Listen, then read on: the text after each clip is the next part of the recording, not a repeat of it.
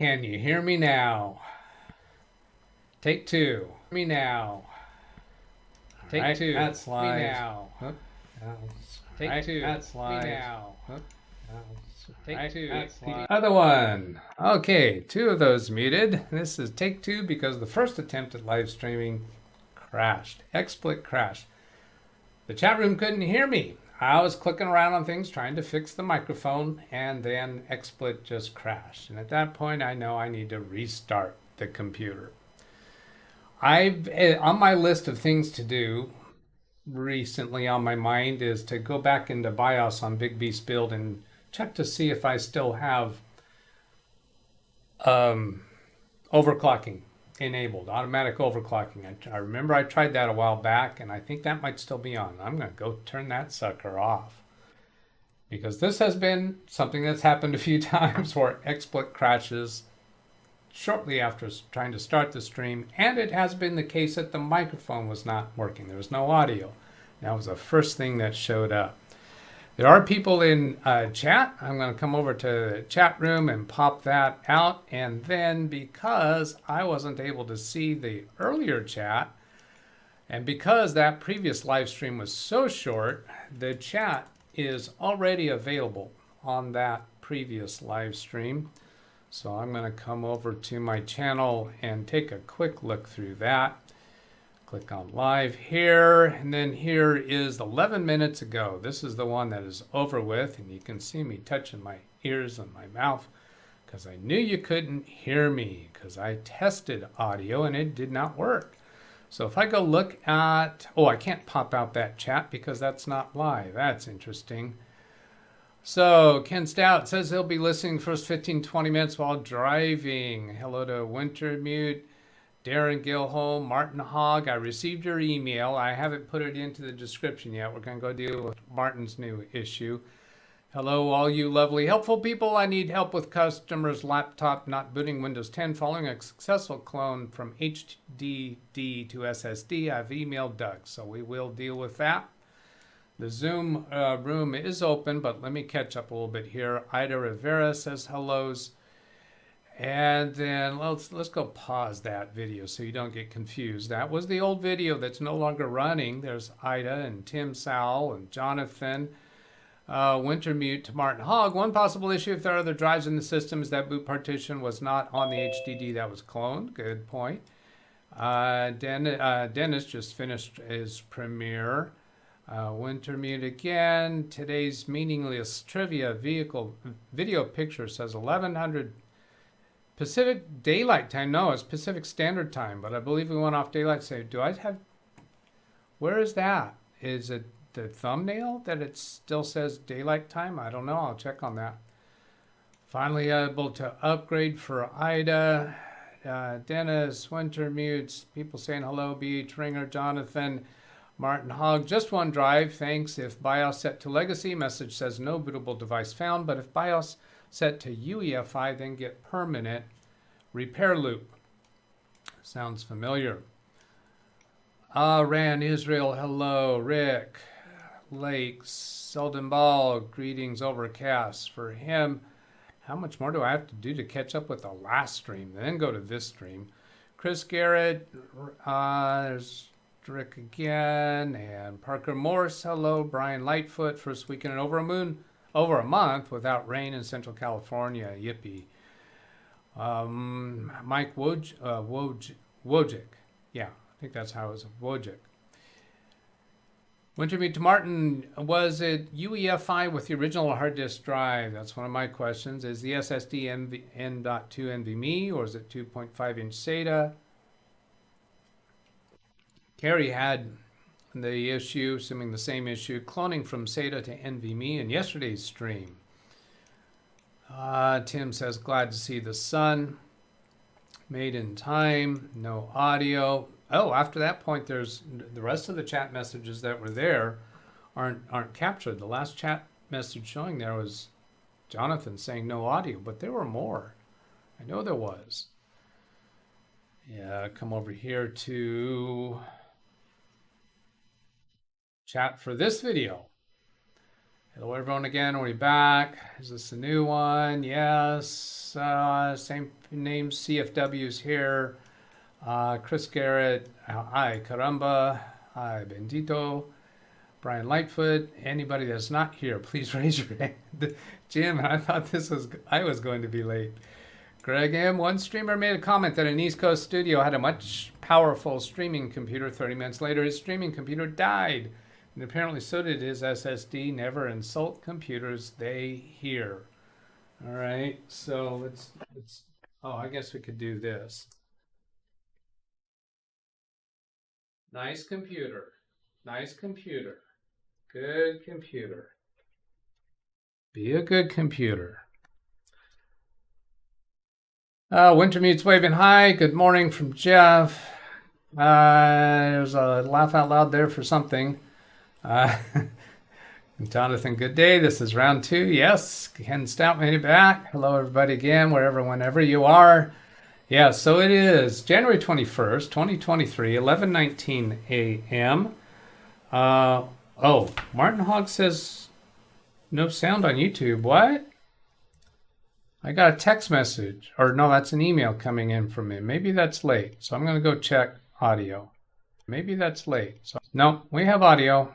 So I think he must have sent me an email that just got notified on my watch.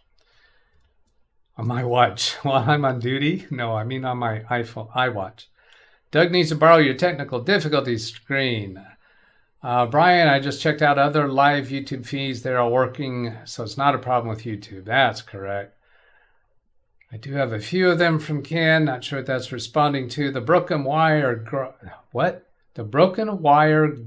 Guy fixed. Broken wire guy fixed. The working guy wire fixed? I don't know. Brian Lightfoot, yep. Audio.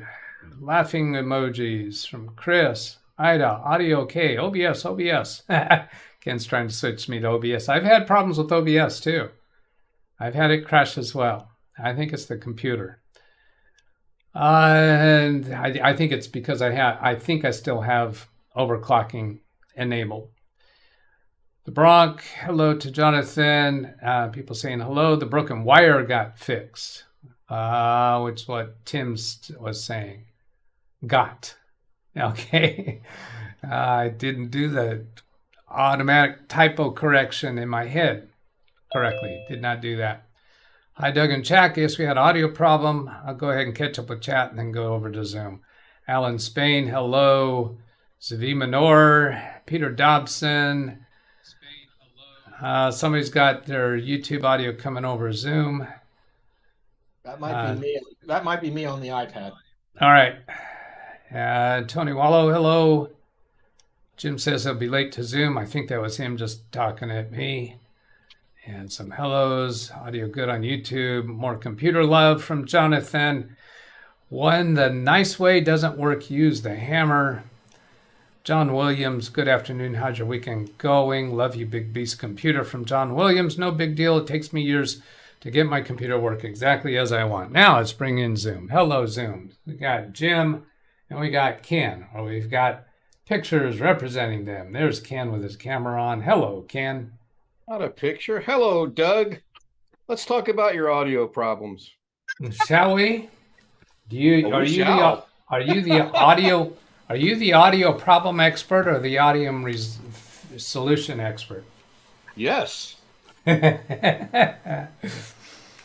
there's nothing wrong with my microphone. There's nothing wrong with my settings. XSplit was just worn out and tired. Big Beast build had not been restarted for some number of days. I've got a question, by the way. Yeah. Windows have Hive. Windows Hive mine on Saturday live. Is that like you're playing the word live and Hive against one another? No. Or I think you're typo? I think you're not familiar with the term hive mind. I'm not. Well, that's a thing. Hive mind is a group think. People figuring something out together. I'm trying to figure out. I'm in my mind going, how does he hit an I for an A? No, that's stretching it. Okay, that makes sense. No, Gotcha. Not a typo. Hi, Jim. Yep, we are the Borg. Yeah, we are the Borg. Okay.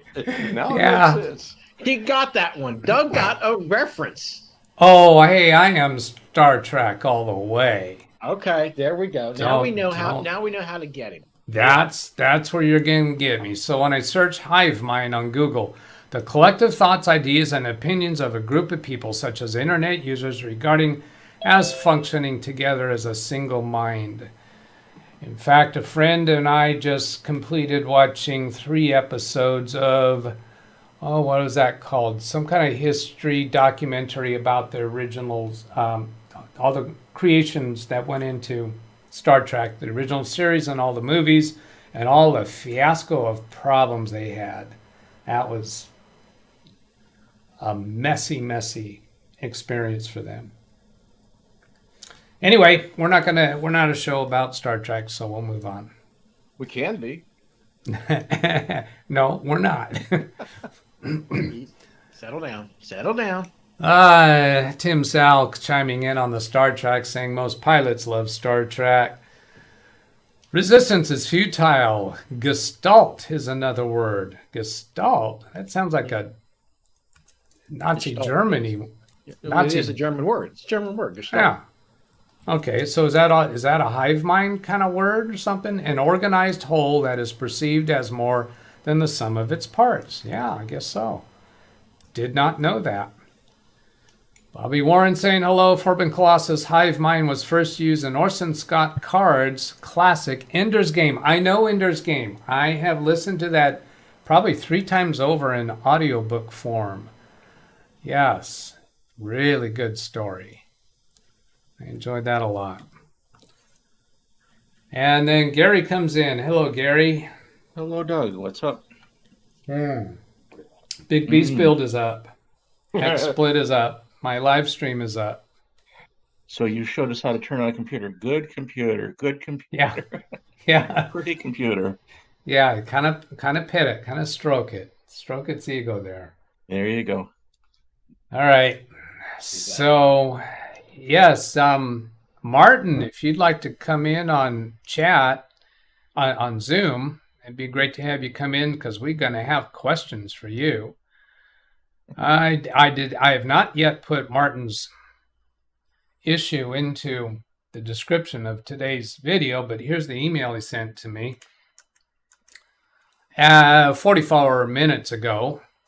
Doug, hope you can help as I am stuck working on a customer's Acer laptop, successfully cloned hard disk drive complete with operating system and boot sector to SSD using Acronis, but now not booting. Says no boot device found when BIOS in legacy mode and constant repair loop if in UEFI mode. Help! I've never had this before. I have, and I think there's a few different things that can cause it. Let's go see what Jim and Gary and Ken want to offer first. Well, the first thing I'm going to tell him is go over and pet the computer and it'll start right up. Ken, it doesn't work into the bar, and Friday night it's not going to work on a computer. Are we banned on YouTube yet? No, I think we would be okay on YouTube. Doug might get banned on YouTube. Fortnite channel will have a different feel tomorrow night, or tonight, actually. But I admit external. I back up and re-envision one of my personal computers about once a week because of the stuff changing on it. So never had that problem with Acronis. You're backing up to an external, so you're doing an image backup, not a clone. No, I've done a clone and upgraded drives though. Matter of fact, Lawn Dog was talking about getting that Western Digital 850X. Amazon had it on sale for $169, 2 gig or 2 terabytes. Excuse me. I actually bought it for $169. And I cloned it straight to straight. Started right up. All right. Jim, do you have something to chime in with? The only thing that I would maybe hazard a guess, and unfortunately I don't think Acronis has this. I know that Macro and Reflect has a Windows PE and they have a Linux version. I don't know. Yeah. I don't know if Acronis has that or not. Yeah, I don't either. A question that came to my mind was, did he do this? Did he create an image to another drive and then restore it to the SSD, or did he actually use the clone commands within Acronis? And then because he mentions in this email that he cloned with complete with OS and boot sector to SSD using Acronis, I want to know, did he actually clone all of the partitions that were on that drive, or did he do partitions individually? Yeah, well, also, did he do an external or do it from internal? Yeah. To correct that, did he do it from a USB drive? Right. So those are things we're wanting to know. Then another thought on my mind is, it seems to me I've had occasion in the past where I had to update a BIOS for it to be able to recognize the new SSD. And it's my recollection that BIOS updates do come with descriptors or drivers or whatever you want to call it, the definitions for newer technology drives. So if this computer has an older BIOS, could that be what's going on? Do we know the model number of the computer? Nope. All we have so far is what he's given me in that email and his chat messages during the first stream. And let's see, I'm going back to chat here to see what else has come up. There's my highlighted last comment. Skipping through, looking for more from him. I believe he's got the Zoom link on his desktop of his computer and his wife's computer. I think they're on both of them. So then continue, let's see, Jonathan says, HiveMind comes with Alienware PCs now. Is that a piece of software? Or maybe that's their help system? No, Alienware is a souped up and overpriced Dell. I'm aware of that, but what's HiveMind on Alienware computers? I got an Alienware and I don't know what it is. What's it called?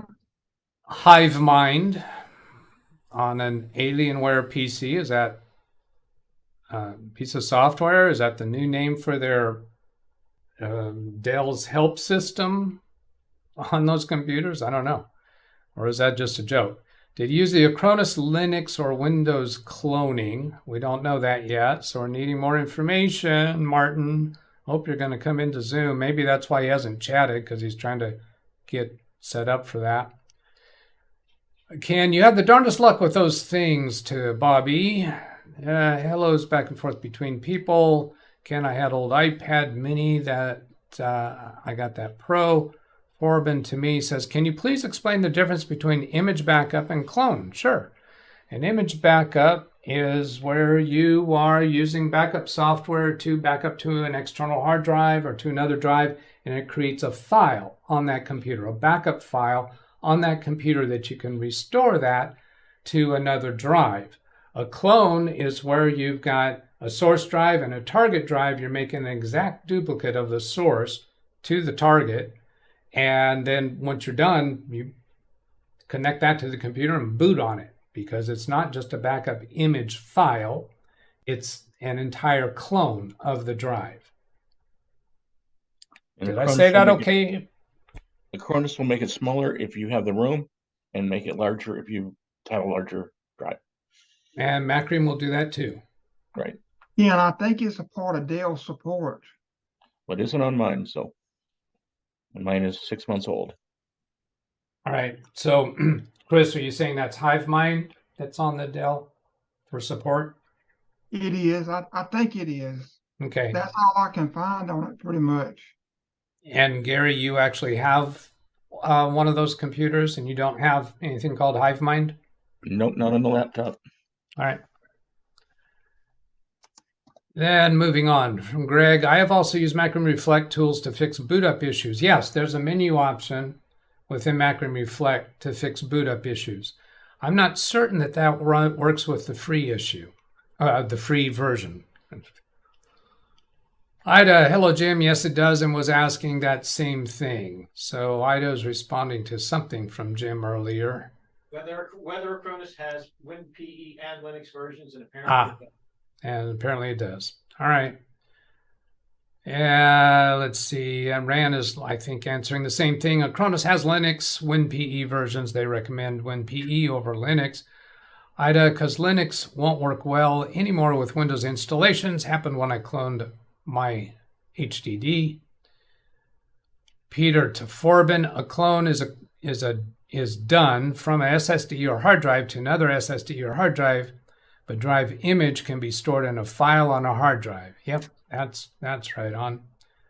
And I think Jonathan's given us a link here. Maybe that explains it. Let's see. Oh, here's Umar's walkthrough of Alienware HiveMind interface. So this is about HiveMind. So I'm going to drag through it. It's got a lot of this Alienware image, but where is HiveMind in here?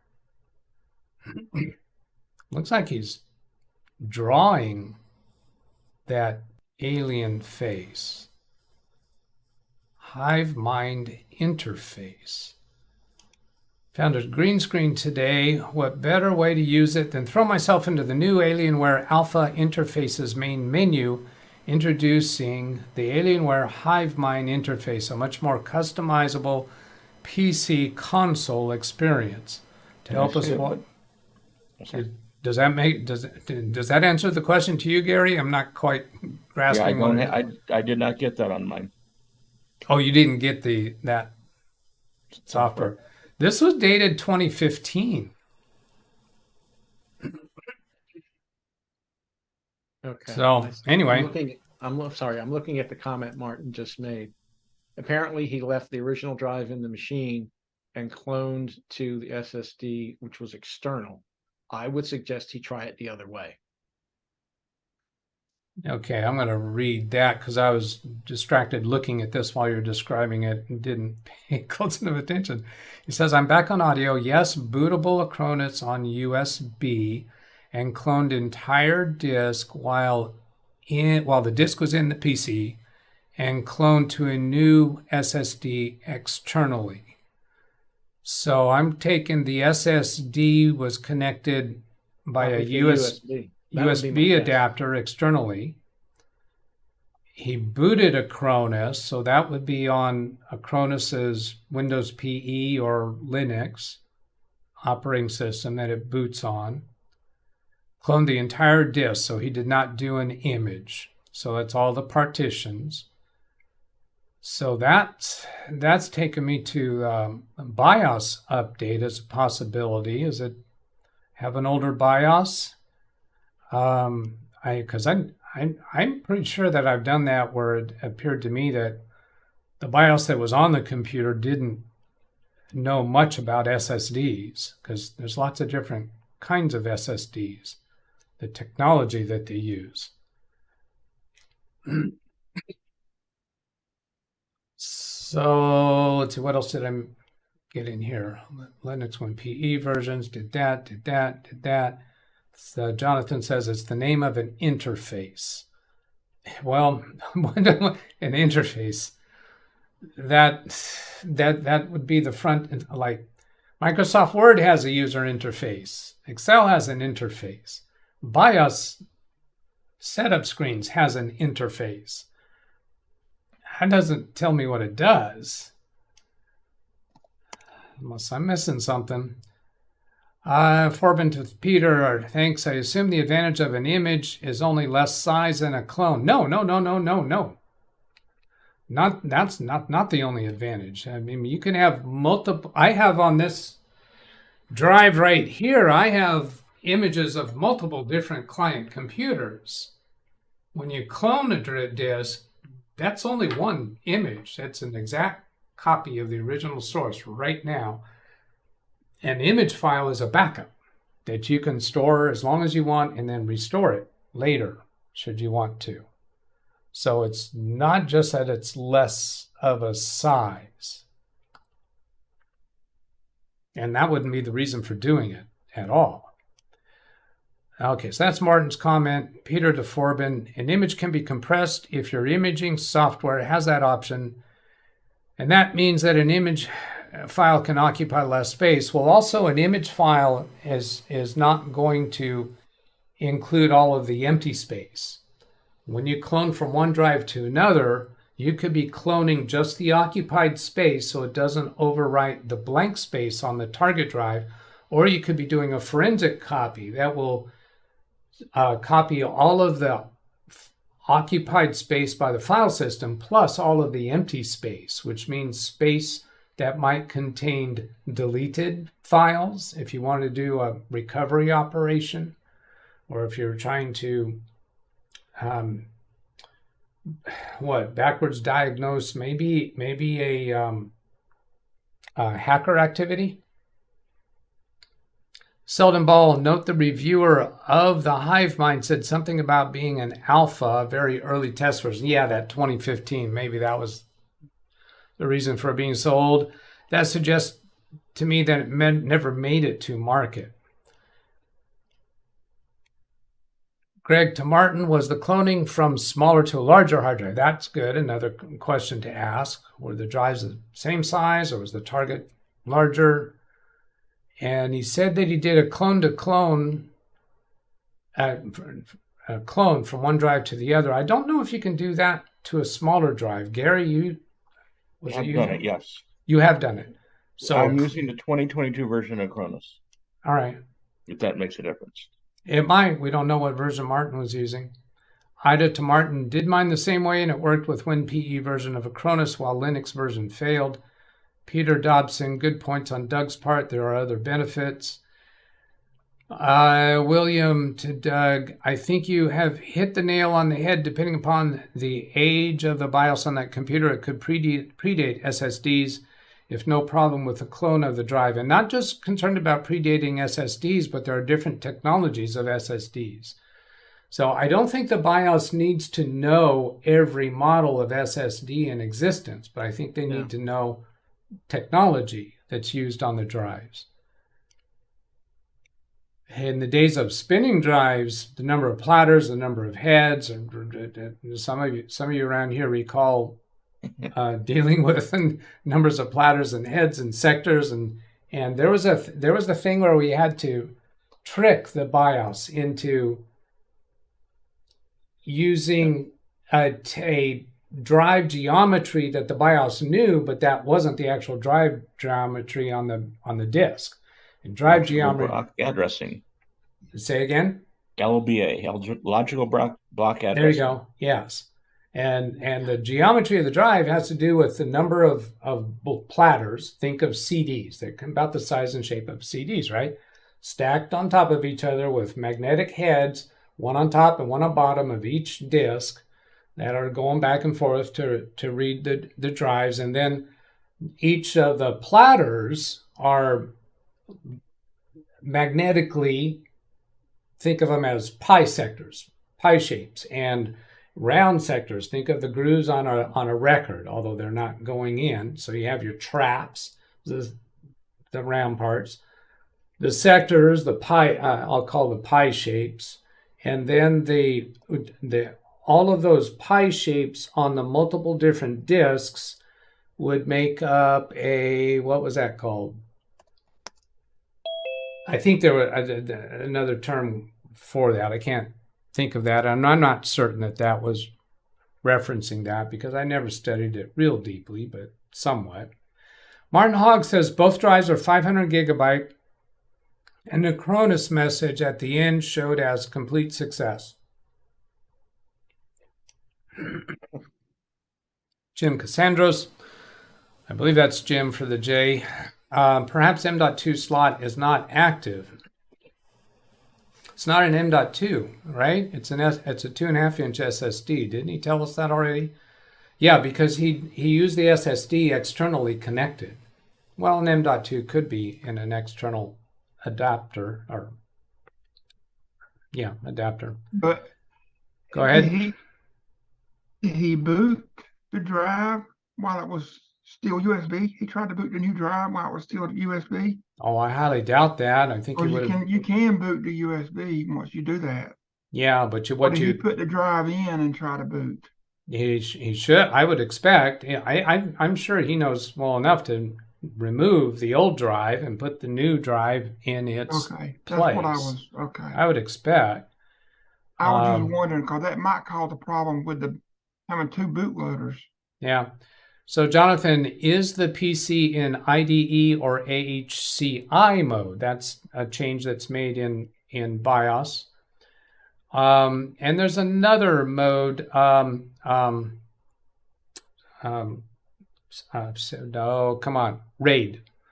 Commonly, the choices might be HCI or RAID or IDE. So his original hard drive, do we know that it was SATA rather than IDE? Could it have been IDE? It would have to be a very, very old machine. Yeah, it would. Ken Stout is giving me a Reddit link for the Alienware. Goodbye, HiveMind. As most of you have deduced, we've stopped developing HiveMind. There will be a formal announcement and all, but I wanted to tell the community up front first. That was 6 years ago. Have they brought it back? No, it probably died in the crib. Maybe. Who was originally asking about HiveMind? I think somebody was commenting because you said HiveMind. Oh, it was comment. Yeah, because I've got that in the title of the video. Probably that's why it came up. Kind of like we're all worker bees in the hive. Yeah. Peter Dobson to Forbin. Maybe the purpose of the clone is usually for replacing one drive with another, but keeping everything the same. Images for backup more than replacement. That's fair. Although when I'm replacing, when I'm upgrading a computer from a spinning hard drive to an SSD or any drive replacement, I always make an image backup first, and then I restore that image to the new drive just because that's my way, and that gives me a backup image. That I never know when I might need to go back to a backup image for some reason, but it's entirely reasonable to just do the clone operation from one drive to another. Craig to Martin, after cloning, did you remove the old SSD? No, the old one was a hard disk drive, not an SSD, and just have the newly cloned SSD in the computer. So yeah, we're looking to get an answer to that. Let's skip to Martin's. The BIOS correctly shows the name model of the new SSD and is set as the first boot. That doesn't quite do it for me. I'd still want to see if there's a BIOS update, because how does the BIOS know the model of the SSD if it's just looking to a model field, a field that is on all storage media that tells what its model is? That doesn't mean that the BIOS has the intelligence for actually using it. Drive identity would be in the firmware, and the BIOS probably queries the firmware. Yeah, but because the BIOS can query the firmware to get that information, does that mean the BIOS knows everything it needs to know to be able to use that drive? I don't know. That's my speculation. I wouldn't use that. The fact that it shows that model in BIOS, I wouldn't use that as a reason to not bother with checking to see if there's an update for the BIOS. Logical block addressing from Israel, when we were talking about that, from Ren. And Gary to Martin, laptop brand and model, please. Yes, we do want that. And serial number, too. It's a Dell computer, so that'd be a service tag number. Ran to Doug, fun fact, the numbers printed on hard disk drive have nothing to do with the actual structure. Yeah, I think that is true. I think the numbers that they would print on the hard drives back when they would do that for cylinders, sectors, heads, and all that was it the logical information that the computer needed to use? Or the other way around? Yeah, but yeah, they wouldn't be the different. They wouldn't be reliable information back in the day. We don't deal with that anymore, so let's not go into that any deeper. Probably not.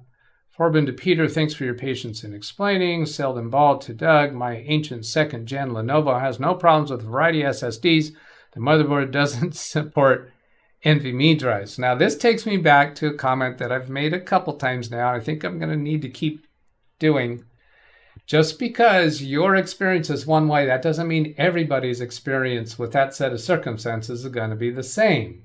So just because your Lenovo had no problems with a variety of SSDs doesn't mean every Lenovo will be able to work with all SSDs uniformly. That might be the case, but it's not proof of it. Logic flow issue there. If A equals B, then whatever. Let's see, my large pleasure from Peter. Martin, the BIOS correctly shows the name of model. Caught up with that. Hello, Chad. Peter, hellos. Are you from Slovenia to Peter? Peter's, let's see, to Aliaj. Aliaj says yes. Born Novo. Oops, I thought I was caught up. There's the bottom. Gary Martin, laptop brand number, model number, age, CI mode. No RAID, both are SATA. Okay, so both SATA, age, CI mode before and after the new drive, no RAID. So still the only thing missing is there a BIOS update available?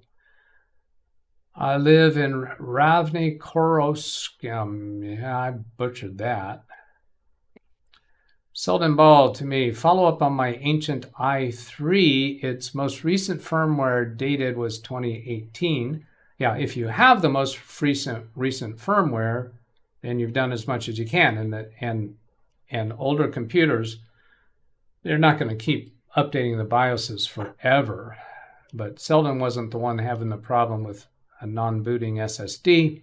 Peter Dobson lives in USA, Syracuse, in the state of New York. William Dawson, I'm in the state of confusion. William Dawson, who knows what other issues or updates are in a new BIOS? Yeah. Long live Slovenia. Selden, that's why I said my computer and didn't make absolute statement, just an indication that might be possible. Certainly. All right, caught up there. Who else do we have? Tim, Sal is here. Hello, Tim. Hello. And then Josh Kinder's here. Hello, Josh.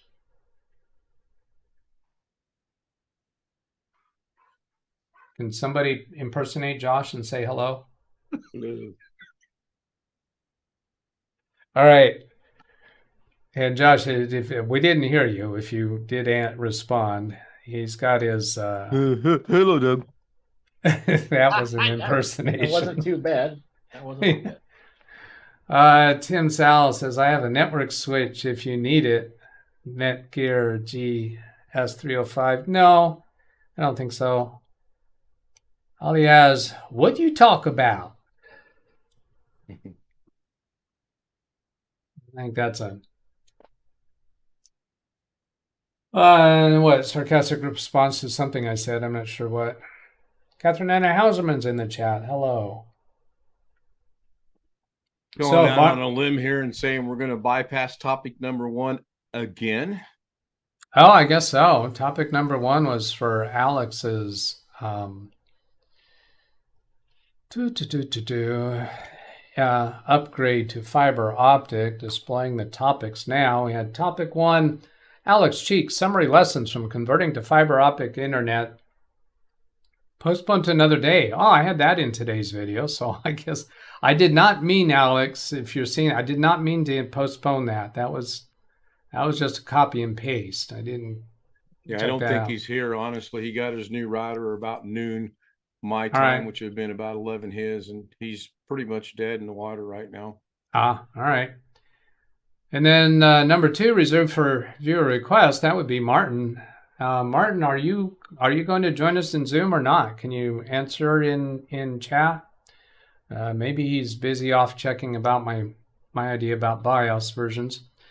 Then I have a TechTales UPS battery replacement frustration. I have a TP-Link router from Carey Holzman Troubleshooting Strategy. That's the router that he talked about in our December interview, that when his client tries to upload a copyrighted movie to his Google Drive, it breaks the internet connection for the client computer. And the only way they can fix it is it was either reset the router to factory defaults or restart the router. I'm not sure which of those is right, but I have that a little bit set up today.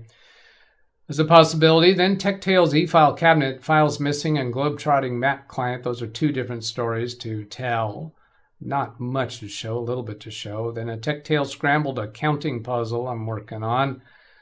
Live troubleshooting a printer failing to do automatic duplex printing. This is the printer right here. I have not tested the symptom here yet, but I did experience the symptom in person at my client's office. It's a brand new printer.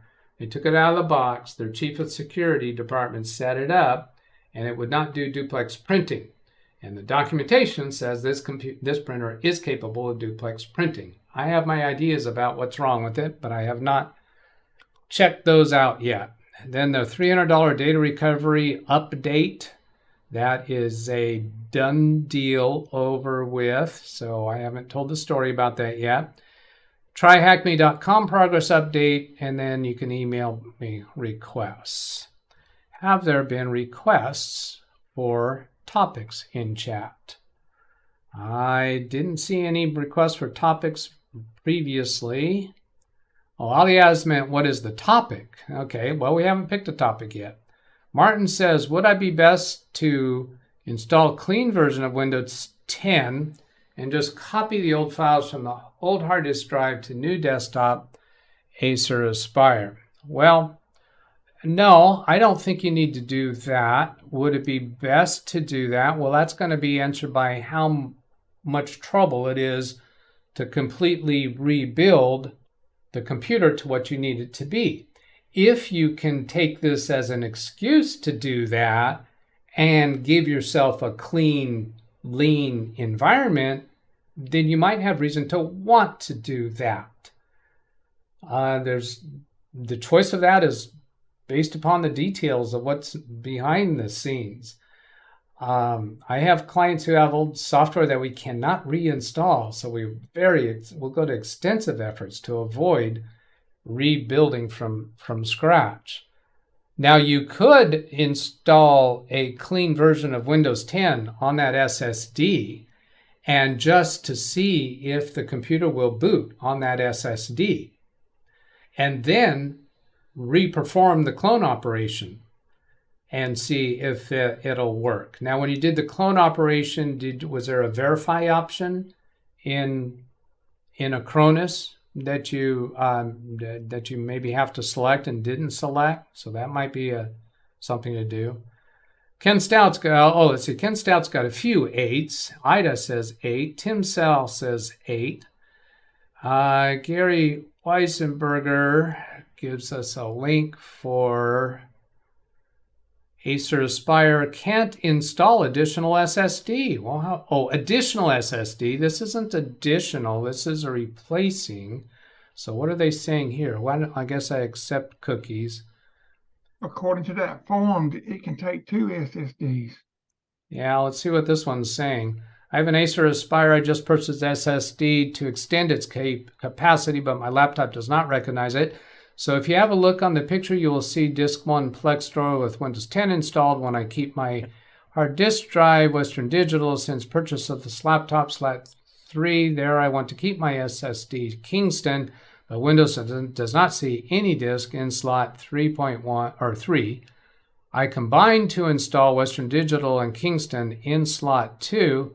Both are good and visible by the system, but none of them work in slot 3. So for me, it looks like slot 3 is somehow disabled. For sure, there's no such option in BIOS. I already checked. Can anyone help me, please? So here's slot 3. It might be hard to see. There's a number 3, Kingston SSD. And it is there. We're seeing there's one of those covers over it. And then here's number 1, Plex Store. That's a M.2 SSD.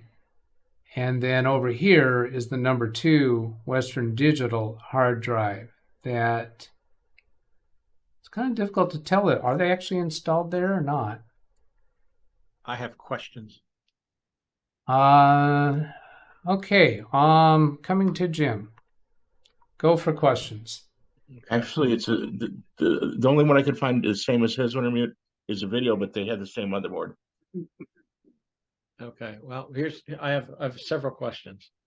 All right. Number one, if he puts the original hard drive back in, does the system come up? That's number one. Good. Number two, does he have a physical cloning station that he can do a sector by sector clone using one of those dual slot caddies? Yeah, like a toaster thing. You've got one Toaster right there. Yes, I do. I have one. Yeah. It's not on the desk at the moment, but I do have one. I'm All right. curious if he has one of those, if he tries to do a clone mechanically, as I refer to it mechanically, if that works. Yeah. I would guess if he had one of those, he would have already tried that, or even at least mentioned it. But good questions there and directions. So And the wait printer for. Go and ahead. the printer duplex thing, Yeah. it says that it's capable. I'll bet you it's an option. Some of them have an extra optional piece of hardware you have to connect to it. Is that what you mean by option?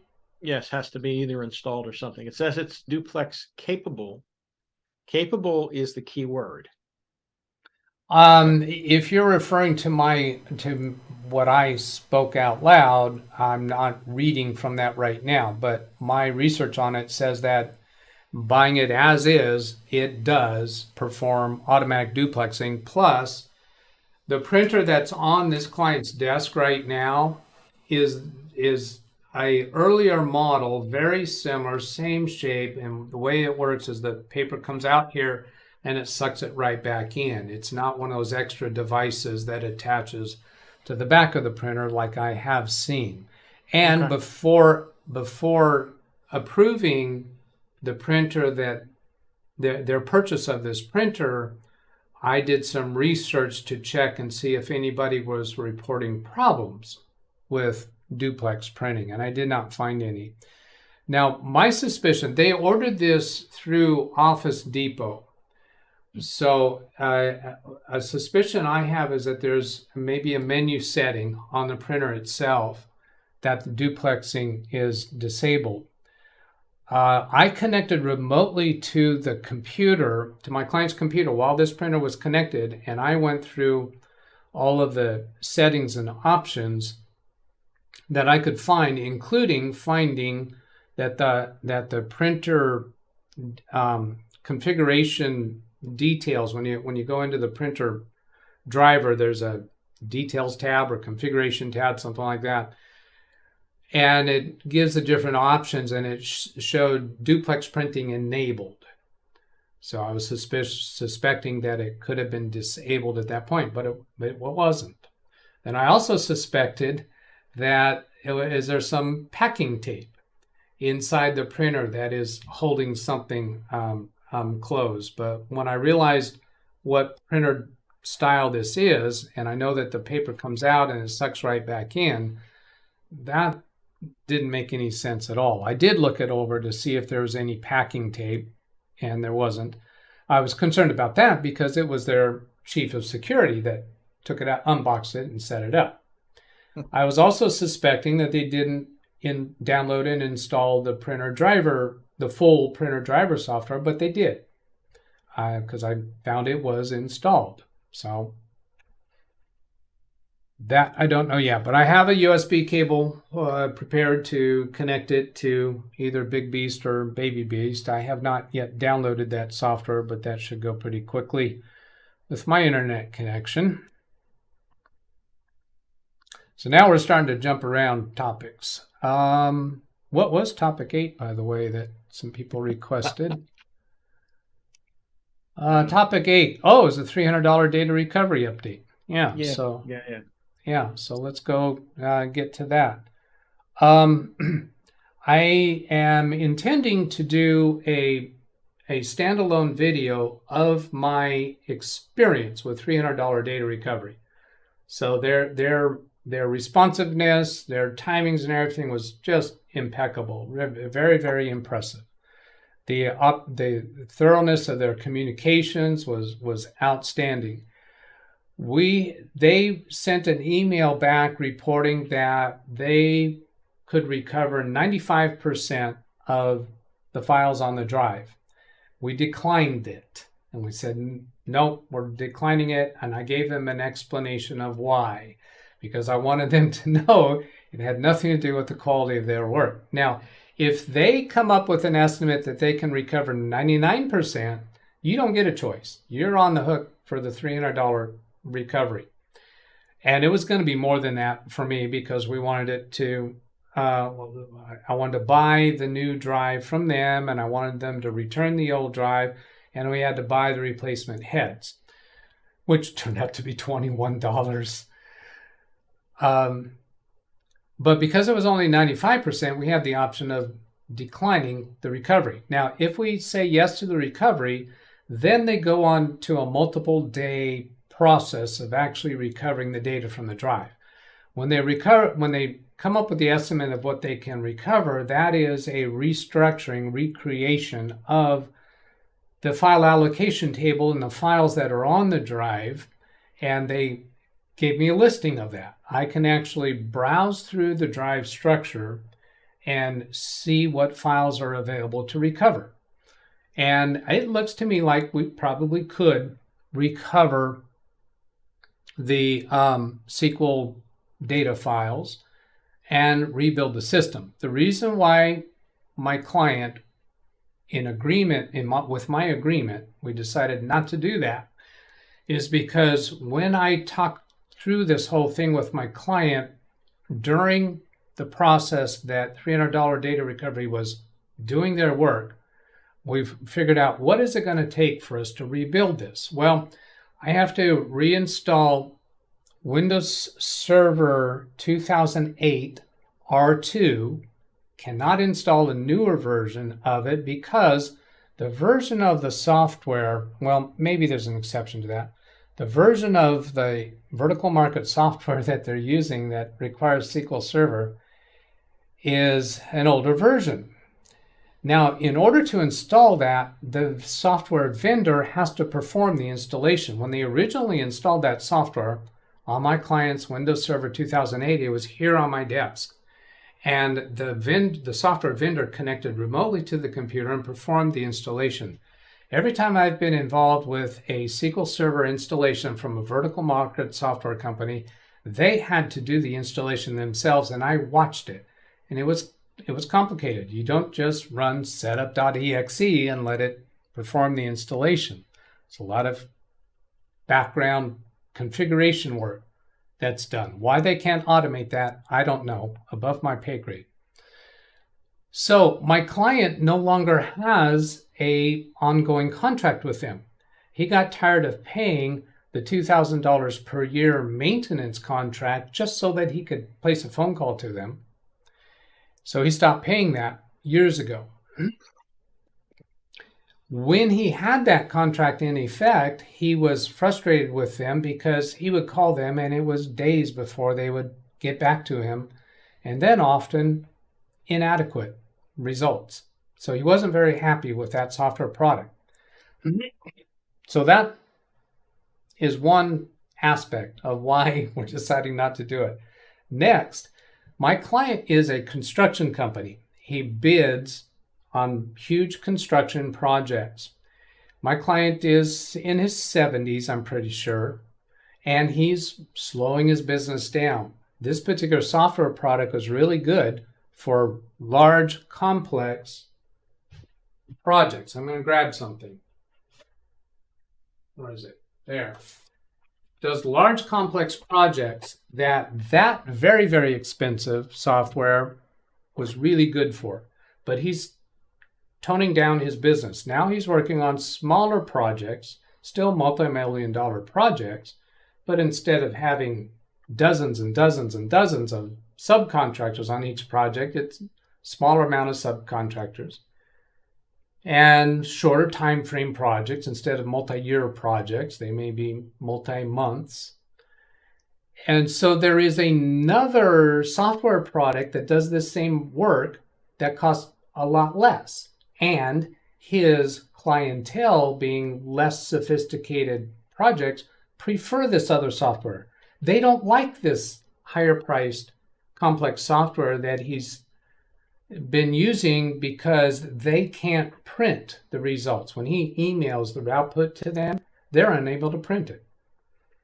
So he's interested in switching to this cheaper software. Now, what's it going to take to recreate all of his data? If we go to a less expensive product that does the same work but doesn't have quite all the bells and whistles, what's it going to take to recreate it? It's not a big deal. What about the other older projects?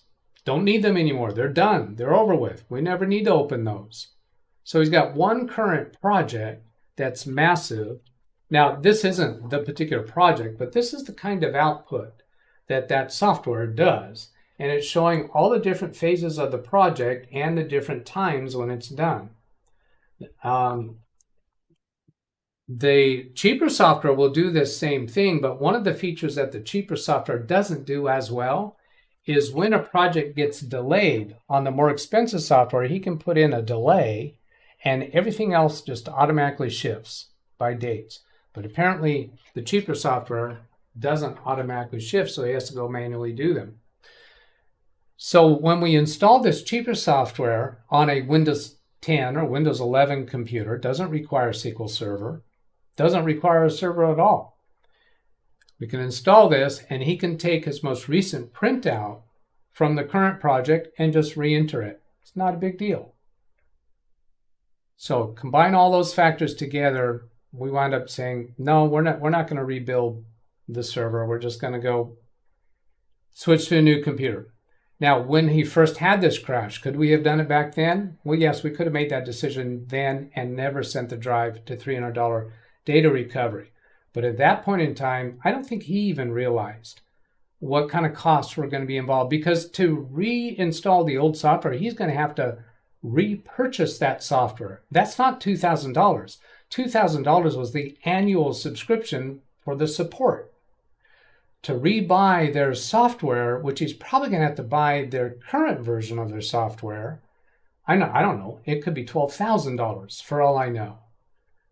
And that puts it out of the ballpark. And my client didn't even tell me what that price tag is, because it's just kind of an obvious choice. Let's just go with a less expensive one.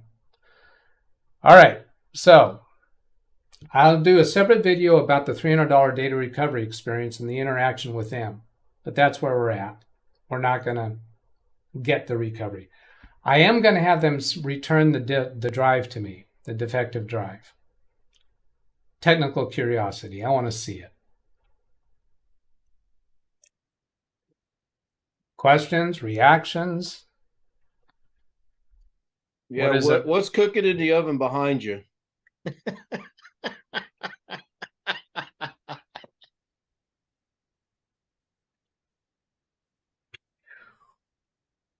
See, he can't even remember what he put in the oven to cook.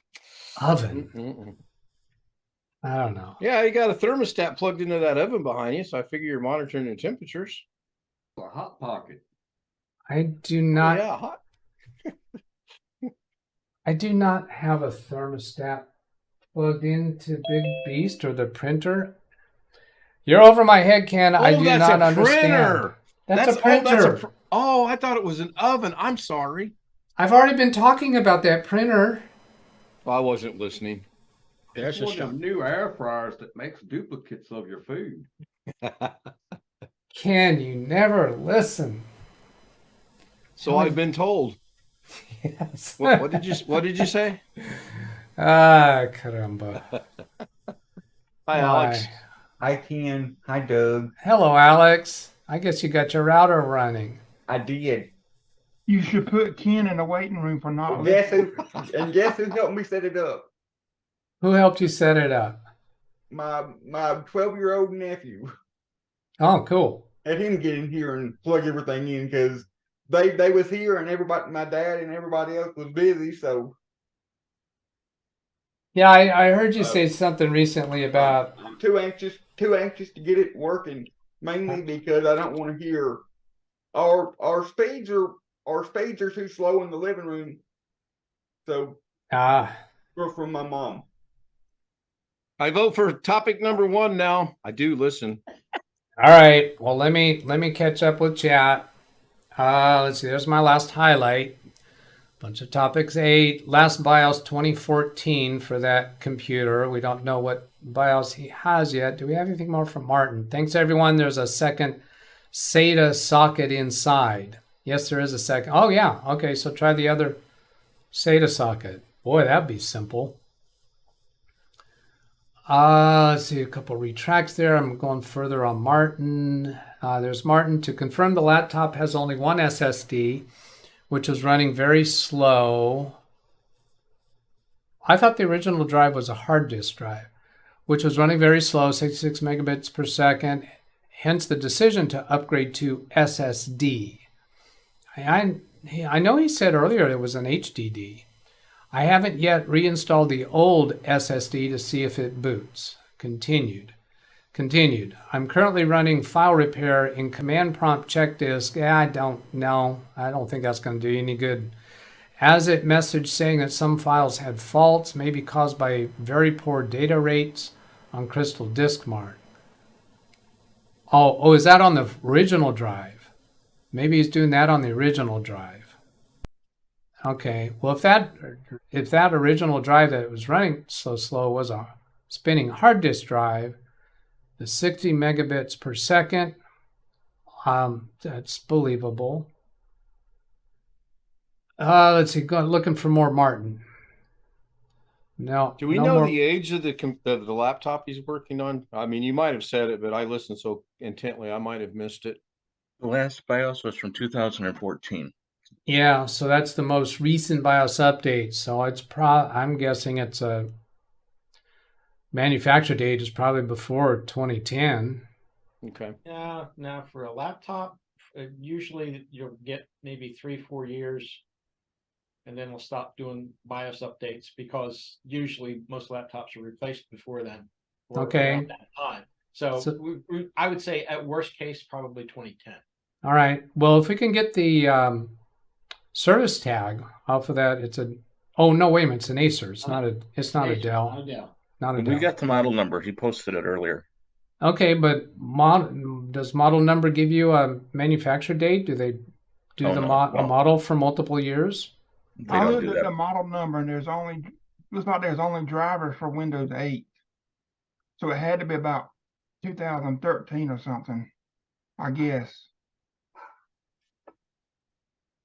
All right. When did Well, Windows then 8 come out? I don't know. I'd rather find out how old is the computer. Get more specifics about the computer. But really, the thing, what is the BIOS version that's on it? If he doesn't have the most recent BIOS, then do that. But first, what he's already going for, I think, is putting that SSD into a different SATA slot. It doesn't sound like he put it back. It doesn't sound like he took the hard drive out and put the SSD in. He said he didn't put it in yet on one of his posts. He tried booting from the SSD without installing it in the computer? That's what it looked like. Oh, I didn't understand that to be the case. I find that hard to believe, but anyway. We need to get clarification, but he's trying some things now, I think, so we'll wait to see what he comes up with. So Peter Dobson, I would like to know how often you folks have to fully install Windows due to a problem you cannot solve on average. Yeah, I would say, I wouldn't say almost never, but I honestly can't remember having to reinstall because of a problem I couldn't fix. Usually, if I have to reinstall, it's because of a hardware failure. Right? Ditto that. And I more commonly would reinstall if I want to clean out the computer. And I've done a couple full reinstalls recently because we were repurposing a computer that was for somebody else to somebody else, and now this person's going to be working from home rather than working in the office. So I want to get rid of all of the in-office configurations. And at the same time, I was upgrading from a laptop spinning hard drive to an SSD. But how often fully reinstall due to a problem you cannot solve? I'm maybe once a year. And as people on this channel who have observed me, I will go to great extremes before doing that. There's an understatement. There's an understatement, ladies and gentlemen. But that's not always the case either. It depends upon if the computer has a long trashy history, doesn't have stuff on it that's difficult to reinstall. I will make a decision quite easily to wipe and reload. And in that case, if I'm not spending hours and hours trying to fix it, do I even remember that experience? Yeah. It could be easily more than once a year for the ones that I don't remember as well, because I quickly and easily made the decision to wipe and reload. Maybe I'll. Quick question. Yeah, go ahead. Inquiring minds want to know, if you have a computer that starts smoking, do you unplug it, let the smoke clear, and start over again? No. Hey, well, Doug likes to be very thorough, which is very admirable. I was just wondering if possibly that's what he does. No. If it's smoking, I won't plug it in again. And I have had that happen. I have had smoking computers. To answer Chris's question, Windows 8 was released in 2012. Hey, Doug, if you look at 6 minutes after 3 my time, so what would that be? Yours 10:06? That's where Martin said I have yet to reinstall the old SSD to see if it boots. Yeah, it's the old one, yeah. He's not installed the SSD to see if it boots. At 3 minutes after the hour, this live stream wasn't running. Wait a minute. You mean 3 minutes after the current hour? All right. I haven't caught up to that point in chat yet. That's why hello, Catherine. Hello, Catherine. I saw you and was going to say hello to you, and these guys kept talking at me. Sorry. Hello, Catherine. Welcome. Yes. I said hello before, but then nobody was listening. So I'm sorry. I didn't hear. Say hello again. You understand? I'll say hello again. Good. Hello. She asked me to say hello again. I said hello again. Welcome. Now I'm happy. You're happy. All right, good. I'm happy too. All right, continuing with chat. Before Catherine yells at me for not keeping up with chat. Even though I haven't kept up with it, she hasn't yelled at me yet for it. So no, it was coming. It was coming? Oh, maybe it's already in chat and I just haven't seen it yet. Already planned to yell at you. This is why I entered the Zoom meeting. Okay. So let's see. The Acer was production year of this Acer model, of this specific Acer model, is 2012. Okay. Yes. So it has a Pentium in it, and the maximum RAM is 8 gigabytes, and yeah, it's not a fun machine to run anymore with Windows 10 or Windows 11, if you know what I mean. Yes. Yeah. Okay, next chat is Alias Tepe. Topic 1 is easy. His ISP will give him ONU, optical network unit. On that, he connect his router. ISPs will not give him SFP, small form factor, pluggable for PON fiber. Okay. That he's saying topic 1 is, are you saying that's the only thing of summary lessons? No, I disagree. I have other summary lessons that I've already gleaned or want to point out from Alex's experience.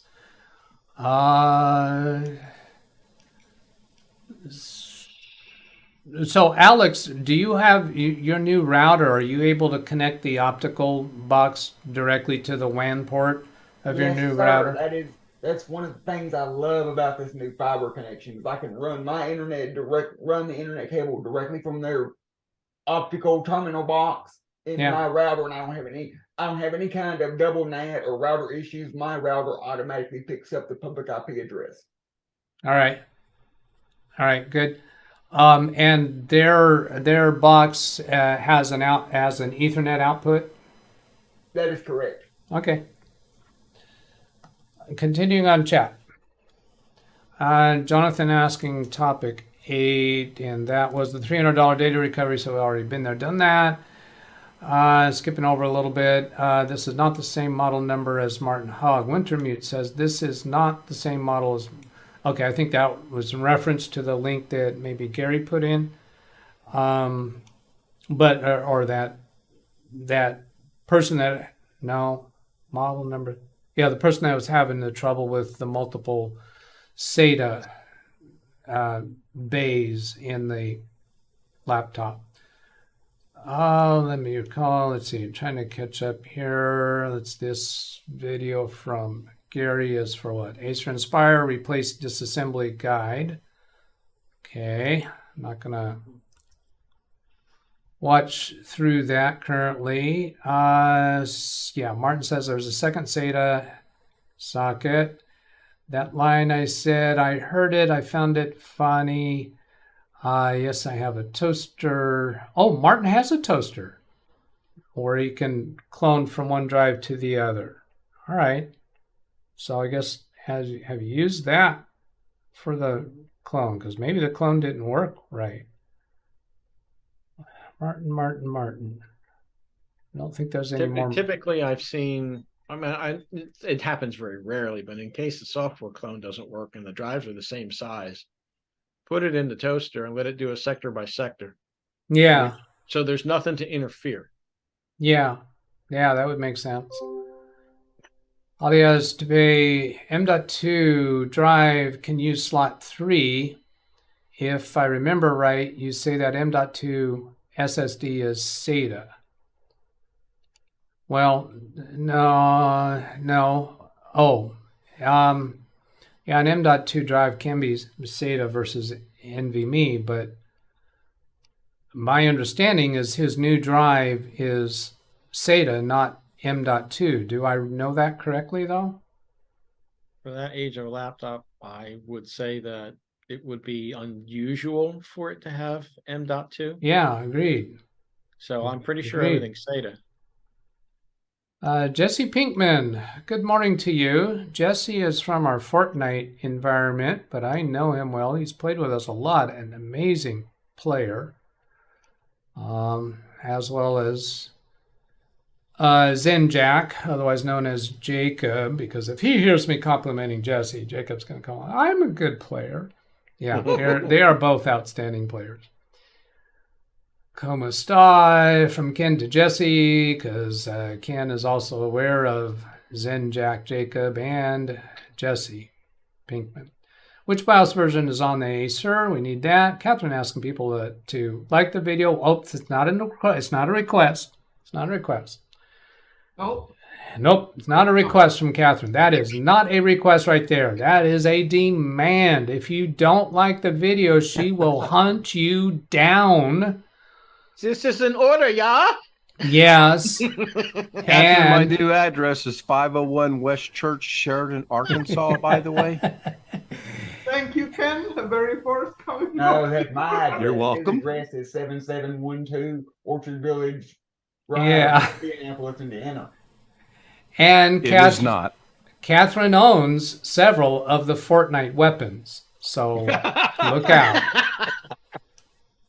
So on Fortnite, Zenjack asked me last night if I would play Fortnite with him after the stream was over, and I had to inform him that I had retired. And he was like, "Retired like permanently, or are you coming back?" Yeah, because bands and musicians and singers will say they're retiring and then they're back. Not going to happen. All right. That's what he says today. Wintermute, what operating system on the Acer? Yeah, I don't think 10. we have been told that. I think everything is 10. I'm pretty sure that's what he said. Yeah, I would suspect so, but I guess he hasn't. I don't think he's told us that. Martin Hogg, yeah, there's no Windows 10 drivers on the Acer support side, but that's not going to prevent it from booting. It shouldn't. No. And if the original drive before all this was happening was 10 and it was booting then, I don't see that being an issue.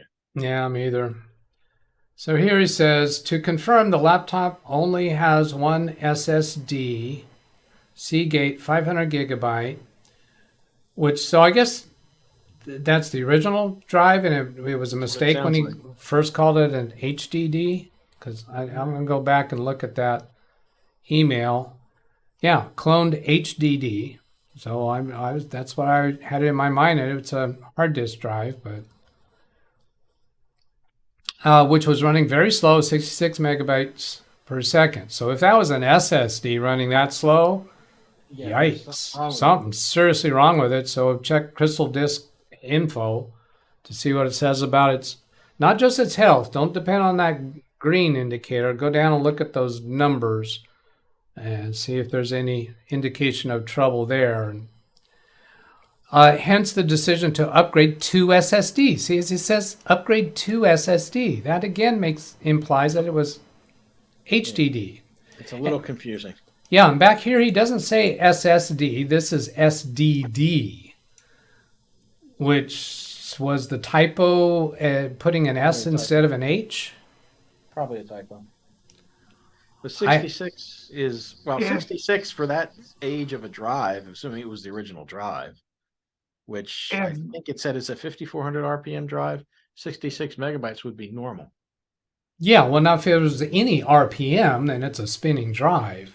I don't remember him saying the 5400 RPM. Yeah, but I looked up the specs on the machine itself. Oh, okay. It originally came with a 5400 RPM drive.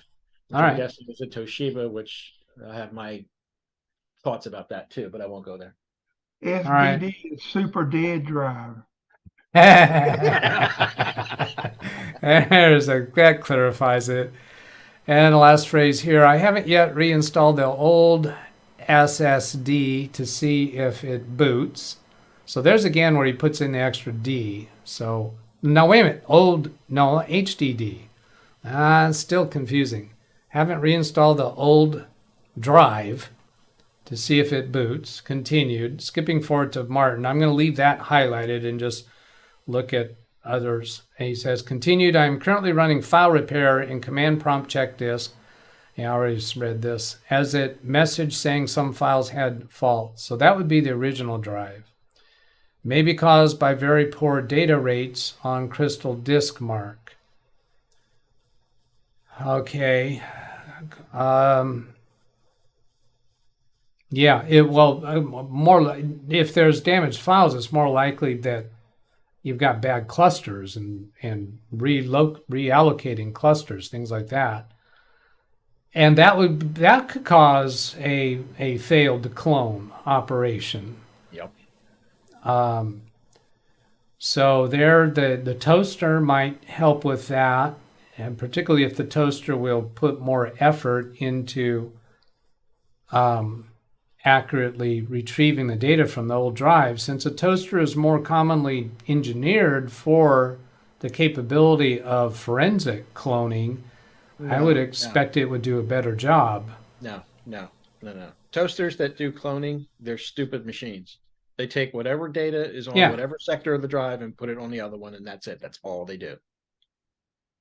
Will they, when they read from the source drive, will they double check what it got in memory again with the source? It won't do any double checking. No, so it's just it's a dumb machine. It basically whatever's here goes here. And that would also mean that they would never vary in its speed for this, in the same size drives, the same model drives. If you got one that is defective with bad clusters, it's going to clone at the same speed as a good drive. It should. Yeah, it should because it's not. It basically ignores everything other than there's some bits here, they go over there. All right. Now you might get different results with trying it multiple times. I think it's possible. Maybe. I don't know. It depends upon what's going wrong with it, I suppose.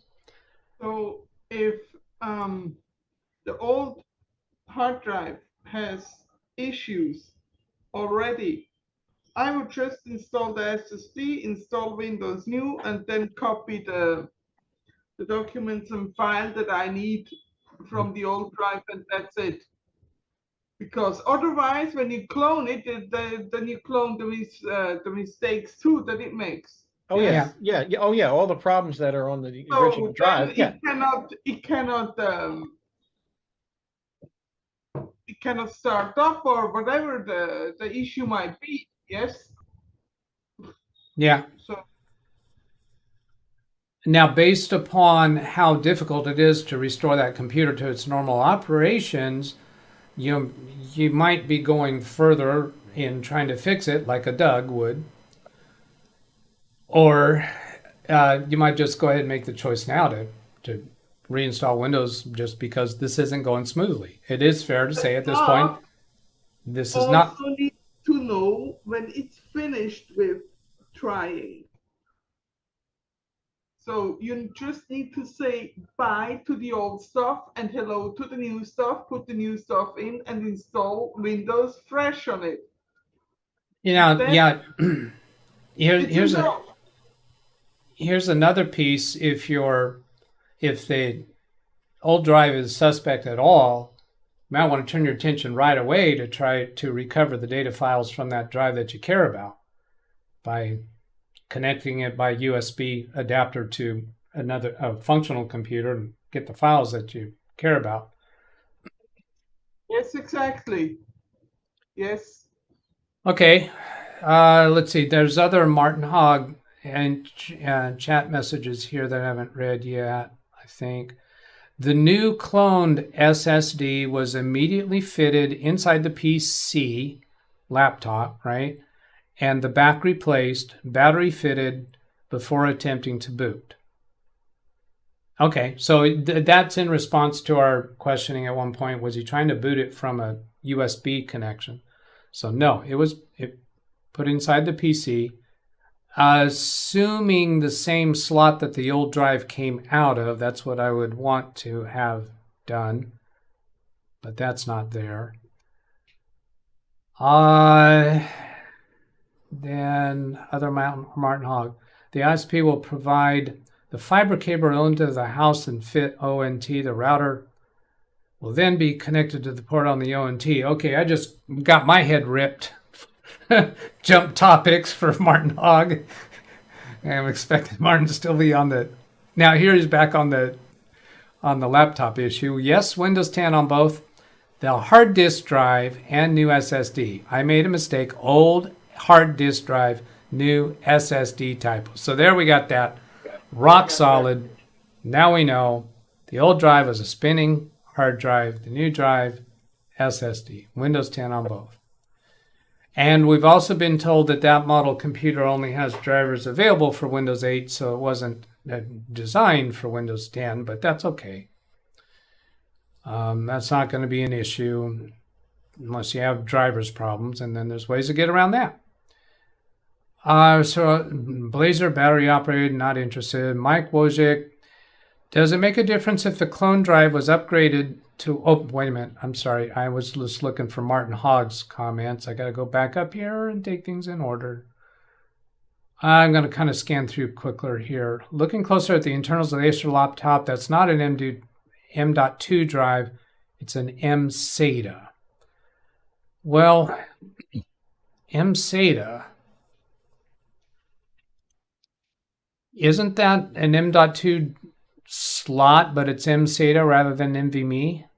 That's typically what it is, yeah. Yeah. Although... Yeah, it has two slots. Yeah. It has C and M slot. Yeah, so that looks like an M.2 slot there, but it's not a... and probably not an NVMe, but rather a SATA like Wi-Fi. M.2. That's the Wi-Fi Wi-Fi wait a minute. card. Oh, is it Wi-Fi? That's probably the Wi-Fi card. The least technical person here pointed that out, by the way. Well, there's no wires connected to it. If that's a Wi-Fi, there should be wires connected right there. The Wi-Fi is 2 inches above, maybe 4 inches above it. Oh, yeah, at Okay, the yeah, top. it is. Yeah, Wi-Fi's up there. There's the Wi-Fi So what is wires. that then? Oh, for God's sake, don't tell me this thing has that freaking Optane crap in it. Yeah. My mind was just going there too. Tell me that's probably one of the reasons why he's having trouble. Oh yeah, it is. Oh yeah, it is. That's why he's having trouble. Yeah, if that's Optane, that's bada boom, bada beam. Yeah, if that's an Optane thing, which I suspect it probably is. Honestly, what I would do at this point is I would remove the Optane drive, put in the new SSD, do a fresh install of 10, and copy the files over from the old drive. Yeah, is there a setting in BIOS to disable the Optane as well? There probably is. So, but you would need to disable the Optane with the old drive in place, so that I think there's going to be some reconfiguration, isn't there, on the there probably old will drive be reconfiguration. Yes. Yeah, because you need to get rid of the Optane drivers on the Windows 10 operating system, and then do your clone.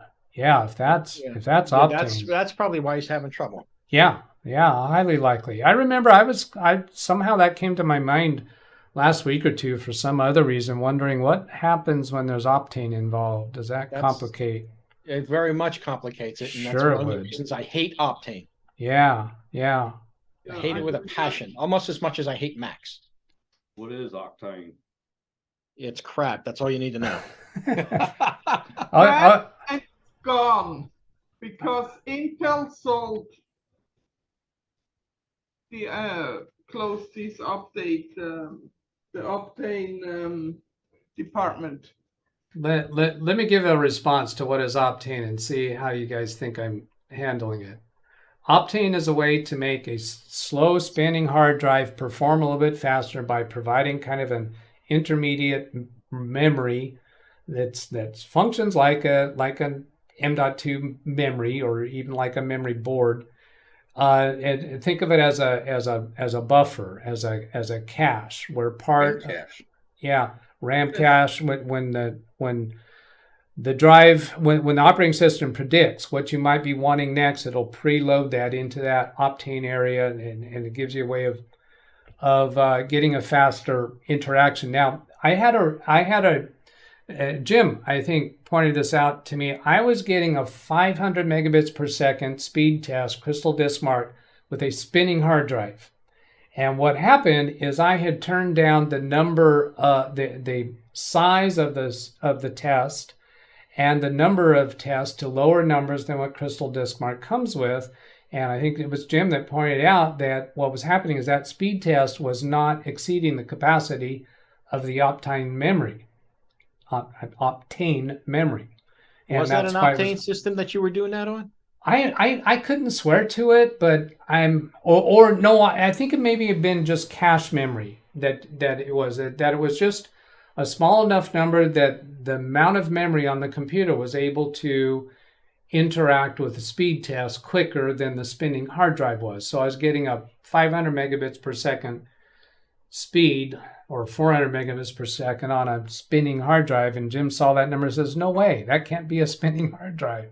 Yeah, I think the file size you were using was less than either 512 or 256, because that's a common cache on spinning drives.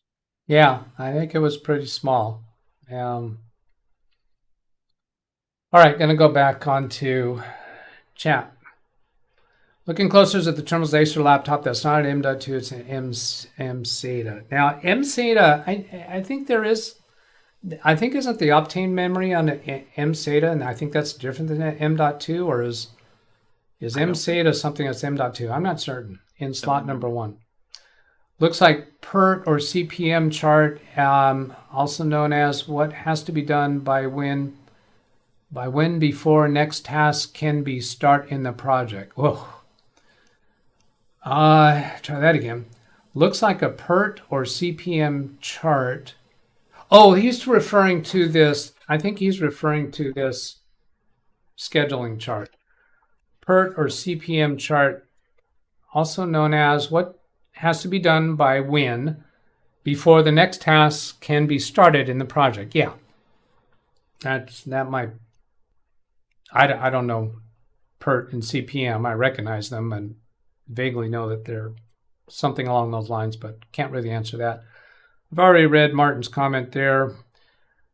Does the mSATA not connect into an M.2? Yeah, so we haven't answered that yet. This application reminds me of Microsoft Project. And actually, yes, Microsoft Project is the alternative software we're going to use. That's the less expensive software I was referring to. It is Microsoft Project. And his current construction clients, the ones that he's routinely bidding on now, they prefer that. They want him to use that. It's the interface that predates M.2. Okay, so mSATA predates M.2, so it's not going to be the same connectors. That's right. demeanor, $300 recovery. Operation was successful, but the patient died. Yeah. Jim troll you on something we did previously. Hi from the UK. Let's see, kind of skipping over a bit. Have a drink on me. Red Bronco. Who has the red Bronco? Looks like on Zoom in the meeting. Chris Garrett has the Bronco. Yeah. Well, it's probably not a Bronco, but it's red. William's asking, Alex, is the new router working like you hoped it would? He's already answered that, yes. Which William probably heard that answer. It's a nice looking red SUV. 2012 is a production year as far as I could get the info. Thank you, Catherine. It's a 1987 Chevy Blazer, nice looking truck, reminding me of the Bronco, but red. Chris Garrett's got something else here about the Acer. What Acer Aspire? Is that the model that he has? I don't remember what he has. And here's drivers showing Windows 8.1 and Windows 7. Is this his model, Acer? Does anybody know the answer to that? Yes, it is. Yes. All right. Thank you. To Chris. Chris, the one in the link to the forum is 4th Gen i7. Oh, that's when the person was having trouble with his drive installation. Does not see any disk and slot, but it is being a similar computer.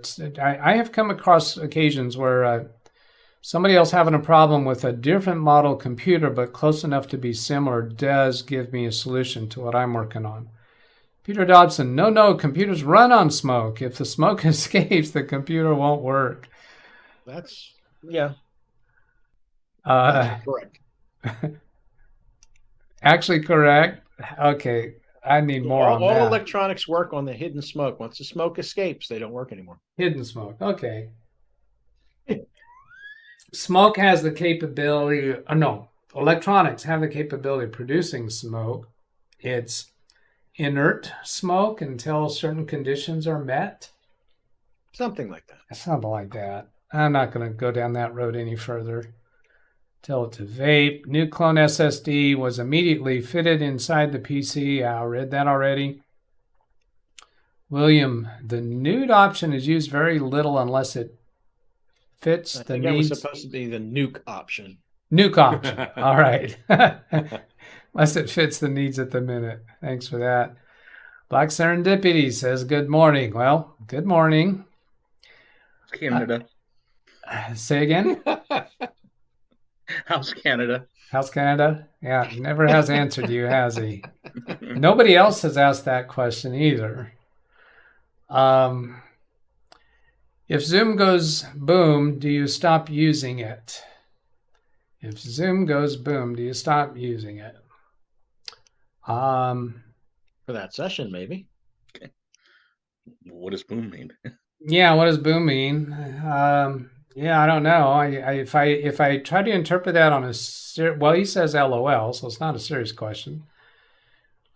Yeah, I don't quite get what that is in reference to. That old Chevy Blazer went boom. Well, there's a boom. Was there some other reference to boom in the past that he's referring to? It would not zoom. Okay, I sold it as is to someone. It would not go over 40 miles an hour. I had a car once upon a time that would not shift out of first gear until I'd been driving for 20 minutes. That was in my low income days. Remember the old gold one? Say again? Remember the old gold one? The old gold one.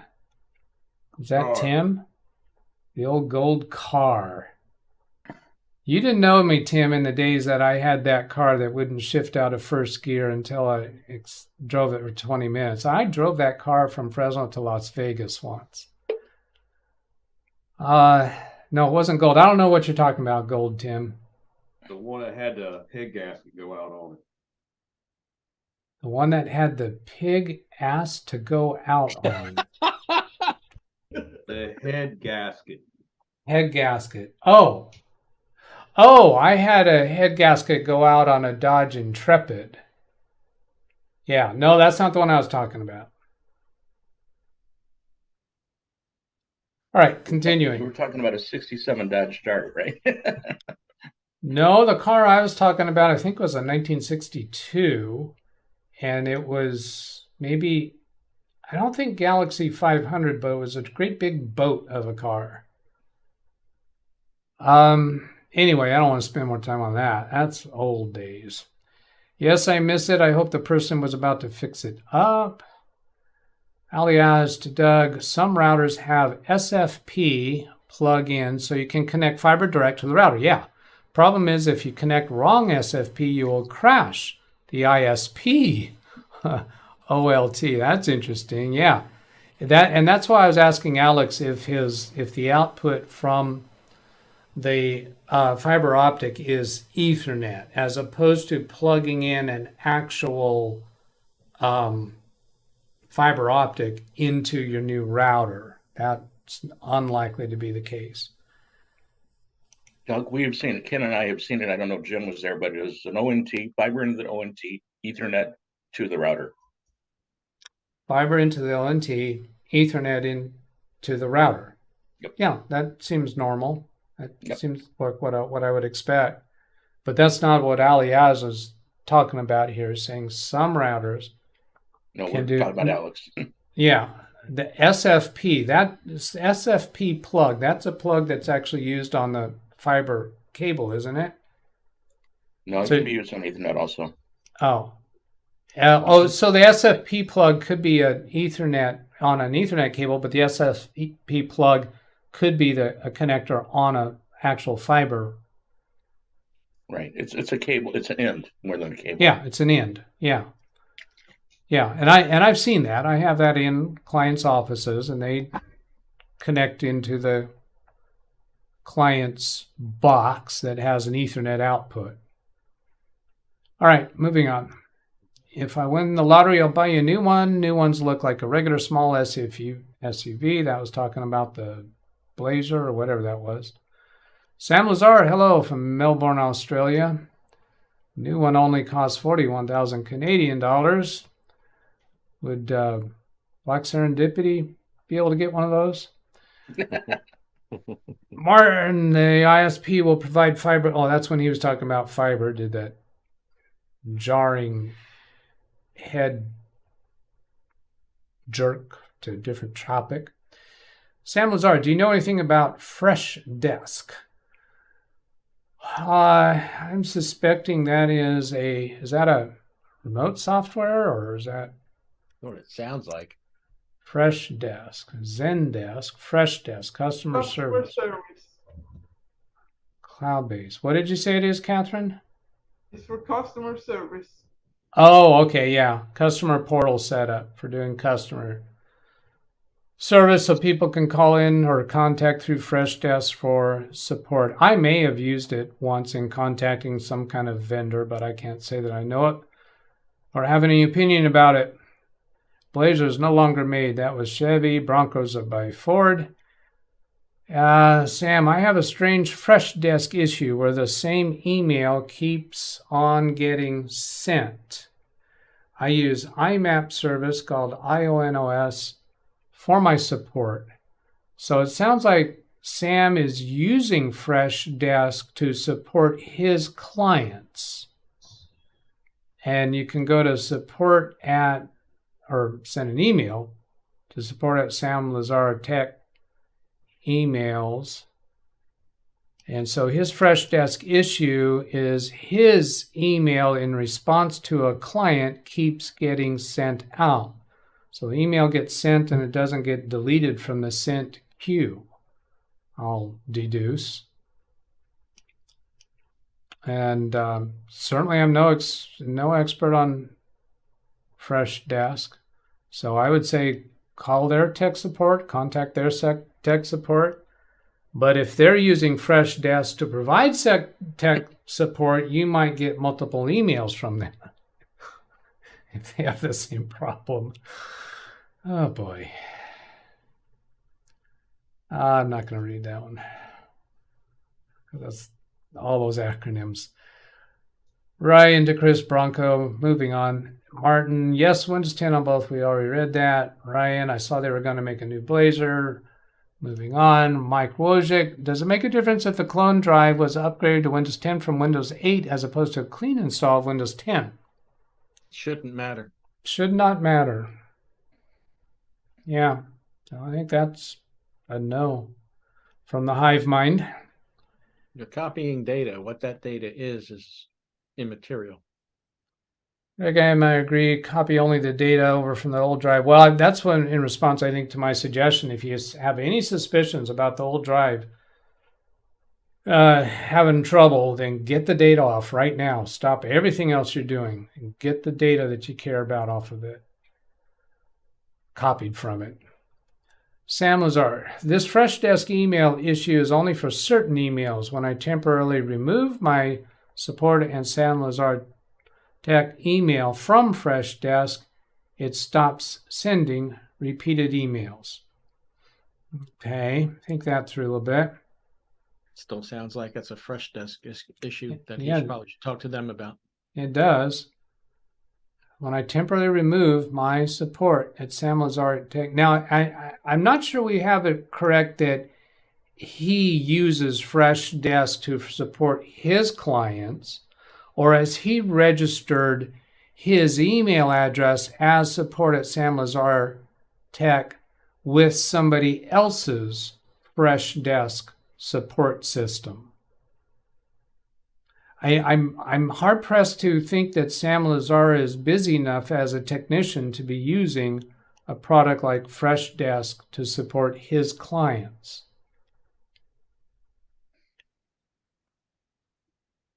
So I'm scrolling down to see more Sam Lazar responses. It's ticketing software, got that. I use Freshdesk at work for private clients. So at Sam Lazar's job, I presume his job is providing tech support to others, and for private clients, meaning his clients, not his employer's clients. It feels like that's kind of walking the line, thin ice, using your job's software to do your work on the side. Ouch. Sam, I have a Zoom call with Freshdesk after work tomorrow night. So I use Freshdesk at work for private clients. And it's not clear. I think he's the on the support side of Freshdesk, and his private clients are on the customer side.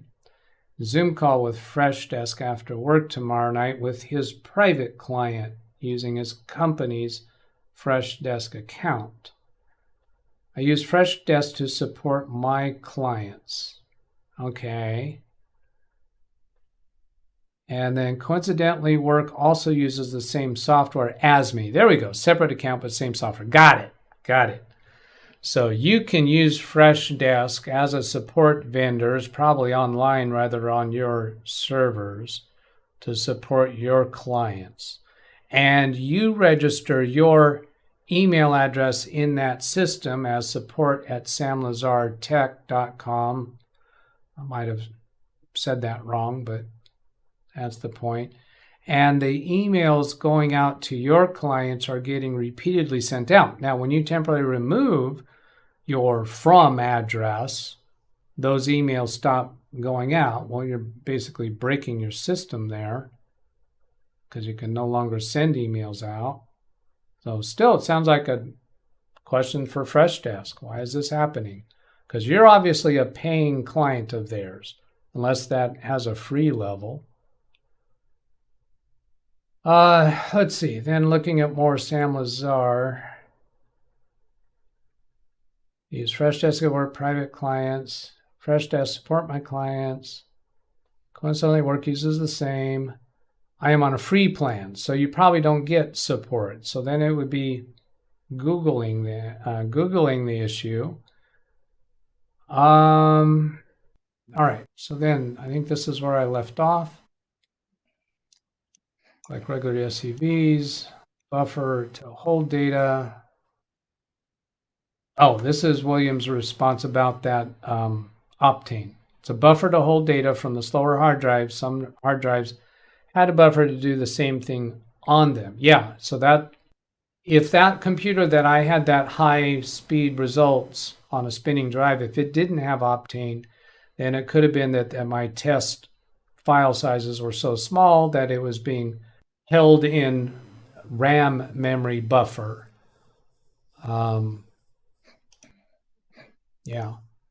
Thanks for all the help and suggestions. I'll try your suggestions, starting with reinstalling the old drive to see if it boots, then the toaster, then the Optane, not Octane, O-P-T-A-N-E. Spare SATA slot, new Windows 10. Good. I'll be eager to hear how all that goes. Best of luck to you. Let us know how you make out. Forbin, car talks Ray Magliosa rather than space, electricity is the final frontier. No, not necessarily. Electricity is the current frontier that we're working on. I think space is more likely going to be another frontier after electricity. Ryan says Canada is cold. Ran Israel. This is an mSATA drive, not Optane module. All right. mSATA. One in the picture. Yeah. Yeah. So that's not an M.2 connector, is it? No, it's a SATA with what we know is an M.2 connector. It is. Oh, it is an M.2 connector, but SATA, not NVMe, and Correct. that's this M data connector. Correct. Okay, so M data connector, I think, is the physics of the connector, perhaps, and then M.2 is the technology of the slot and how the computer is using it, and then an M.2 mSATA could be SATA for SATA operations or NVMe operation. No, NVMe has an extra slot, has an extra gap, right? No, NVMe has one. NVMe has one. Yeah, that's right. That's right. SATA has two. Has two. Partially. SATA has B and M, and the NVMe only has one. Catherine, you're right, but in this instance, it's an mSATA, and it is one. Matter of fact, yeah. Somebody posted a link to it.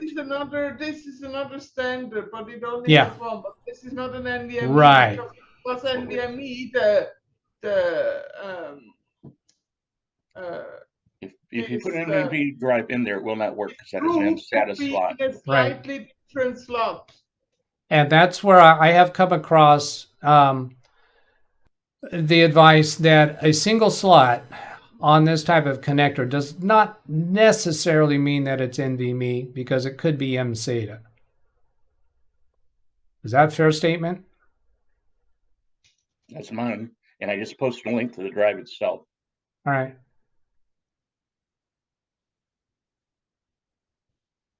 Ran is 100% correct.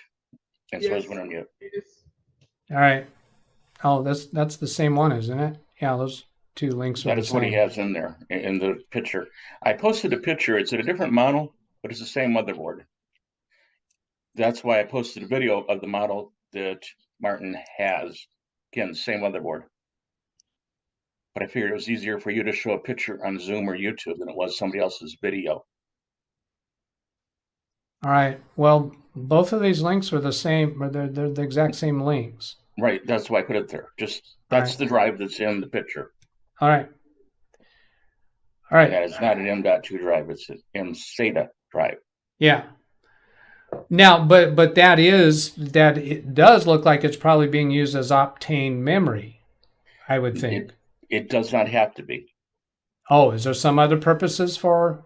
M-SATA is actually a format, and that is just like a SATA drive, except miniature. Oh, but what would it be being used for? It was before you can take out your Optane and put that in as an actual drive. Okay, agreed. So it could be a different drive letter on the computer? Yep, that would All be, right. Well, it could actually, I don't know that computer particularly, so I will not say, but it could be your boot drive. On some Lenovo's, it's actually could be used as a boot drive. Well, I'm looking at the model number here. There's a 128. And then this is just the company selling the drive. I think the original post in which I copied was to get to this drive. That's why it's the same. All right. And that is what looks to be in the picture. And what I think what everybody's trying to say to Martin is make sure when he boots, he only has one drive in there at the time. Yeah. But if that is being used as Optane memory, which it could be, he needs to deactivate that before he clones from the old drive to the new drive. Correct. But if that is the Plex, if he has something like that drive, that is not being used as Optane. But he probably has Optane and probably does not have the drive. Probably and that was booting up on the old drive. You can go into Device Manager and you'll be able to see the Optane driver in there. And I think it'll also show up in installed software. You find something in there regarding Optane. He's going to have the RST driver that's just fun to get rid of. Okay, so here's Jesse Pinkman, and I can just picture him at his computer. How long do you usually stream for in this channel? We all die of old age. That's what I'm picturing him when he's asking this question. How long do you usually stream for in this channel? Yeah, my response to that is get off my lawn. Get off my lawn. On Saturdays, we typically fill up 2 hours. Then I'm looking to end the stream. And my XSplit right now is showing 1 hour 52 minutes. We are more than 2 hours after my scheduled start time, but of course, the first stream today failed. On Saturdays, he goes a while, Jesse Pinkman. Well, that was a good specific answer. Ken Stout not. Goes for a while. He didn't ask for a time frame. He said, how long? How long do you usually stream? So he didn't say specific time. You could have said a number of minutes. Hey, Doug, can I excuse me. Go ahead. I have literally two computer questions for me personally. All right. Do you use Edge at all? Yes. Do you know what version you're on? Because I am having trouble with Edge YouTube right now, not Firefox YouTube. With Edge YouTube, not Firefox YouTube. So well, of course. Edge, YouTube is slowing down. In Edge, YouTube is slowing down. Okay. Yeah. I always know the answer to that off the top of my head. I'm currently using Microsoft Edge version 109.0.1518.61. Well, I thought you would look at it. Be nice. Is that a start date? That is actually the version that is new. Yes, that is current. All right. But I am not using Edge at the moment. Live video, it slows down. It slows down when you're playing back a live video or watching a live video? I'm watching your video, and every time I look up, it's behind. Oh, okay. I see what you're saying. I'm looking like, where's the picture? So and I went up to Firefox, and it's perfect. If you click on live in Edge, down at, yes. And so then you get the red dot next to the word live on the YouTube screen. I should be showing this instead of describing it because some people watching this video might not know what I mean. So if I come over, let's see, I got to figure out where is my show. Yeah, so here is this. Yeah, this is today's. Oh, that's the failed one. Here's the current one. So here, this red dot live. If it gets behind, I just pause that one so that red dot went away. And then or reset it too. Yeah. Yeah. So then if you come back in here and click on the word live, that unpauses the video and gets it caught up. And Gary, you're saying that when it's on live, you let it run for some number of minutes and then go look again and it's no longer live. It's actually running slow, right? Correct. No, it's still running, but I'm like back about 3 minutes. It's like I'm getting it intermittently almost. Oh, that's but curious. On Firefox and on Zoom, no problems.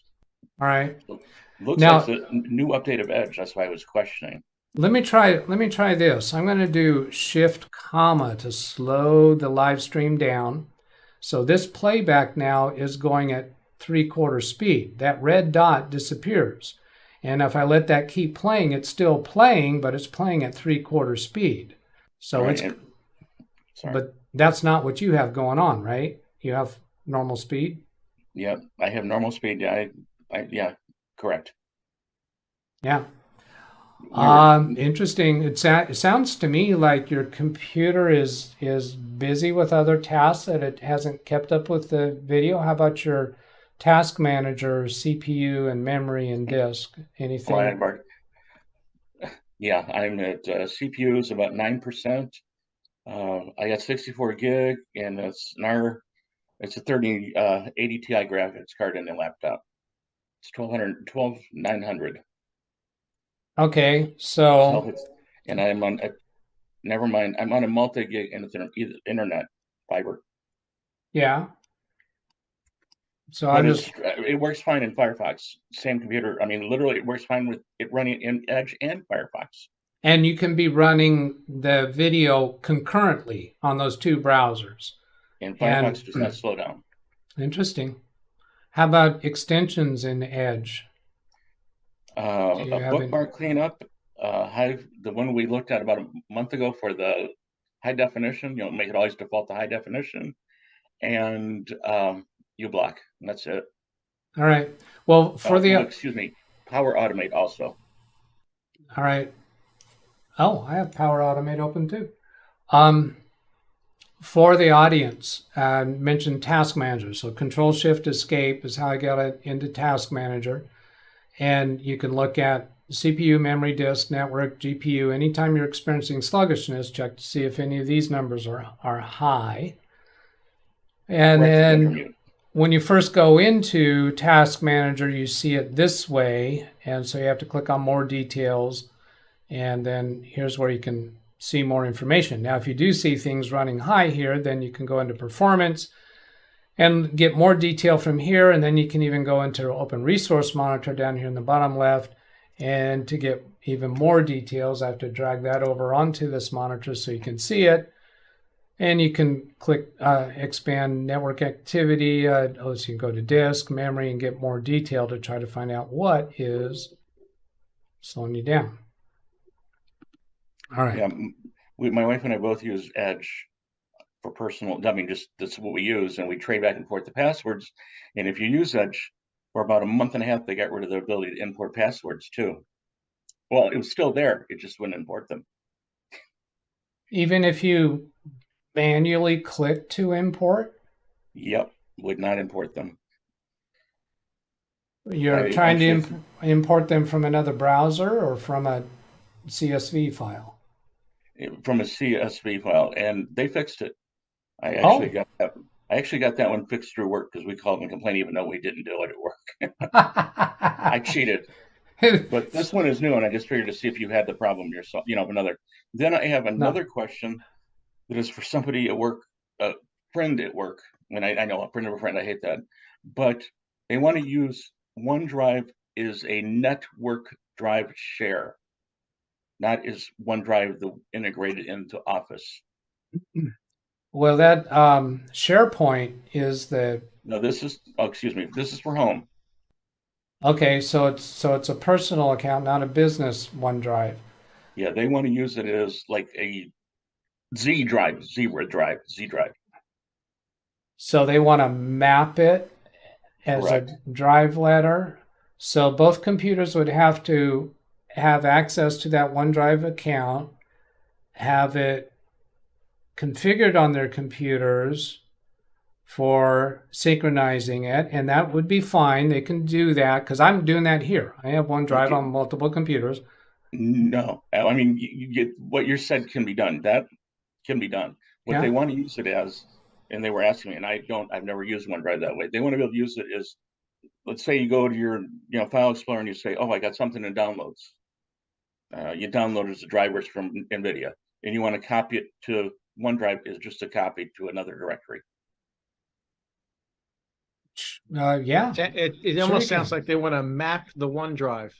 Correct. That is exactly. Map their OneDrive and share it to the rest of the systems on the LAN. Well, map it, and then when you log on using the same password as the central, let's say use Jim at Comcast.com, and I'll log in as Jim at Comcast to the shared drive. Note that, and I'll just click, right click, paste, and you'll go look there and you'll go copy, right click, paste your C drive. Okay. That's where it automatically saves your Word document there and syncs that, just where you copy and later somebody, almost like Google Drive. Think of it as Google Drive. Well, from the OneDrive web interface, you can share a folder to other people and they can have read-write access to it. Is there a way to do it as a map drive, just like you'd map to another drive? Okay. So here, I'm bringing this up here. So here's my File Explorer. Here I'm in OneDrive. And so to map to, say, this folder here, which happens to be Drag and Update, to be able to map from another computer, I'd have to be able to share this folder. So I'm going to the Sharing tab to see if I can do that. You actually want to map to your OneDrive DougBetts on OneDrive, and just share it as, like you log into it where you are, and oh, there it is, right click. Because with your syncing, even if you say it's not on your system, it takes a while to get there. Basically, you want to do uploadability that is built into the website, where you say upload in what directory, it copies it right away. Yeah. OneDrive online, it has an upload function. Right. They want to use that as a map directory drive, just like you might do it to a server. Oh, they don't want to map it by reaching to a share on another computer on the local network. They want to map the drive letter to the online OneDrive. Correct. Oh, I highly doubt that. You could do that with Google, I think. Can you? Well, I have both Google Drive and OneDrive. I don't use external drives like that other than a copy. Well, never mind. You're not okay. I caught that. They want to make it as literally. I mean, I'm making it uncomplicated, but it's going to be their D drive instead of, All right. So here I'm showing my Google Drive through the web interface, and there is that's for sharing to other people. So you're saying I can map a drive letter to this? Jeff put up the same thing I found in YouTube chat. The problem is when you reboot, it doesn't go back into it. You got to remap it each time, it looks like. Yeah. I would highly doubt that you could make a persistent drive mapping to a folder in OneDrive or My Drive that is that would show up on File Explorer as a drive letter. I mean, if you take a look, Jeff Ryman posted in YouTube chat, and that is what they are doing, what I did for them, 5-minute type of thing. But when they reboot, they got to redo it.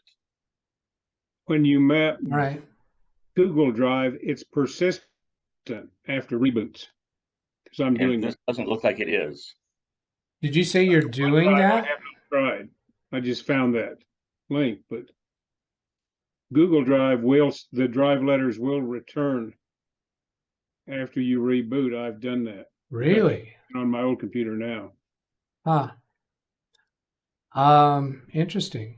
Yeah, because you actually end up mapping it as D period docs period live period net. All right.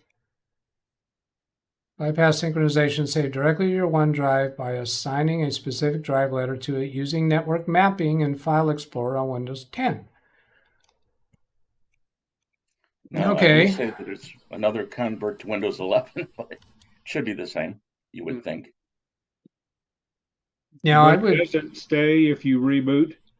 It tells you to log on, you have to re-enter all the credentials completely. Well, what if, is that because you don't have the credentials remembered on the computer? No, I mean, there's a click the checkbox for it, and the checkbox is definitely there. All right. Well, I'm not going to try to do that right now because we're over 2 hours and I'm getting tired. But this is a legitimate, real question. Now, but wait a minute, you said you've done it for a client. So do you actually have a question, or are you just saying, hey, I discovered this? No. You can do it the first time. Like, you can do it right now to your OneDrive, to Doug's OneDrive. Oh, okay. You reboot that computer, it will not reconnect. Oh, all right. All right. And Jeff just said he can do that with Google, or did it with Google Drive.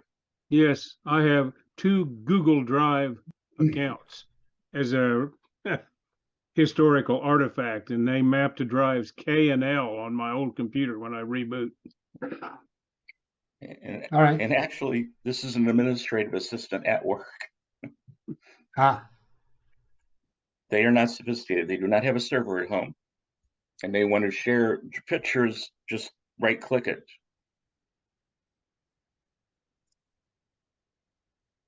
Oh my gosh. I'm so far behind on chat. Matter of fact, she just came back from a 6-week vacation, if you know what I mean. Oh, okay, yeah. Baby pictures to everybody. Deductive reasoning there. Oh no, I was deducing the wrong thing if it was giving birth. Yes, she wants baby pictures to share, and they have OneDrive with the family account. Okay. And they want to set one, instead of being DougBetts at, Comcast.com, they want one to baby at Comcast.com, and everybody have that, their family, and everybody log in as that, as just your drive letter. Well, I'll try doing, I'm thinking I'll try doing that on my computers later today, but I want to go ahead and wrap this up. We've been long enough, and I will read up with the rest of the chat messages after we end the live stream, and I'll ask those of you in Zoom to say goodbye to the audience, please. Bye-bye. Good night, Gracie. Goodbye, George. Good night, John boy. Bye, Aaron. Goodbye to the audience, please. And notice they did not say goodbye to anybody by name. Bye, Winter Unit. Bye, Zoom. Well, we'd be here for another 2 hours if we start going by name. Goodbye, Mr. Watch. I mean, oh, we could split it up though. Some of us take the top half of the name. Bye, Doug. Bye. Bye. All right, ending the Zoom meeting. Thanks for watching. I hope that was useful. Have a great day. Catch you later. Goodbye.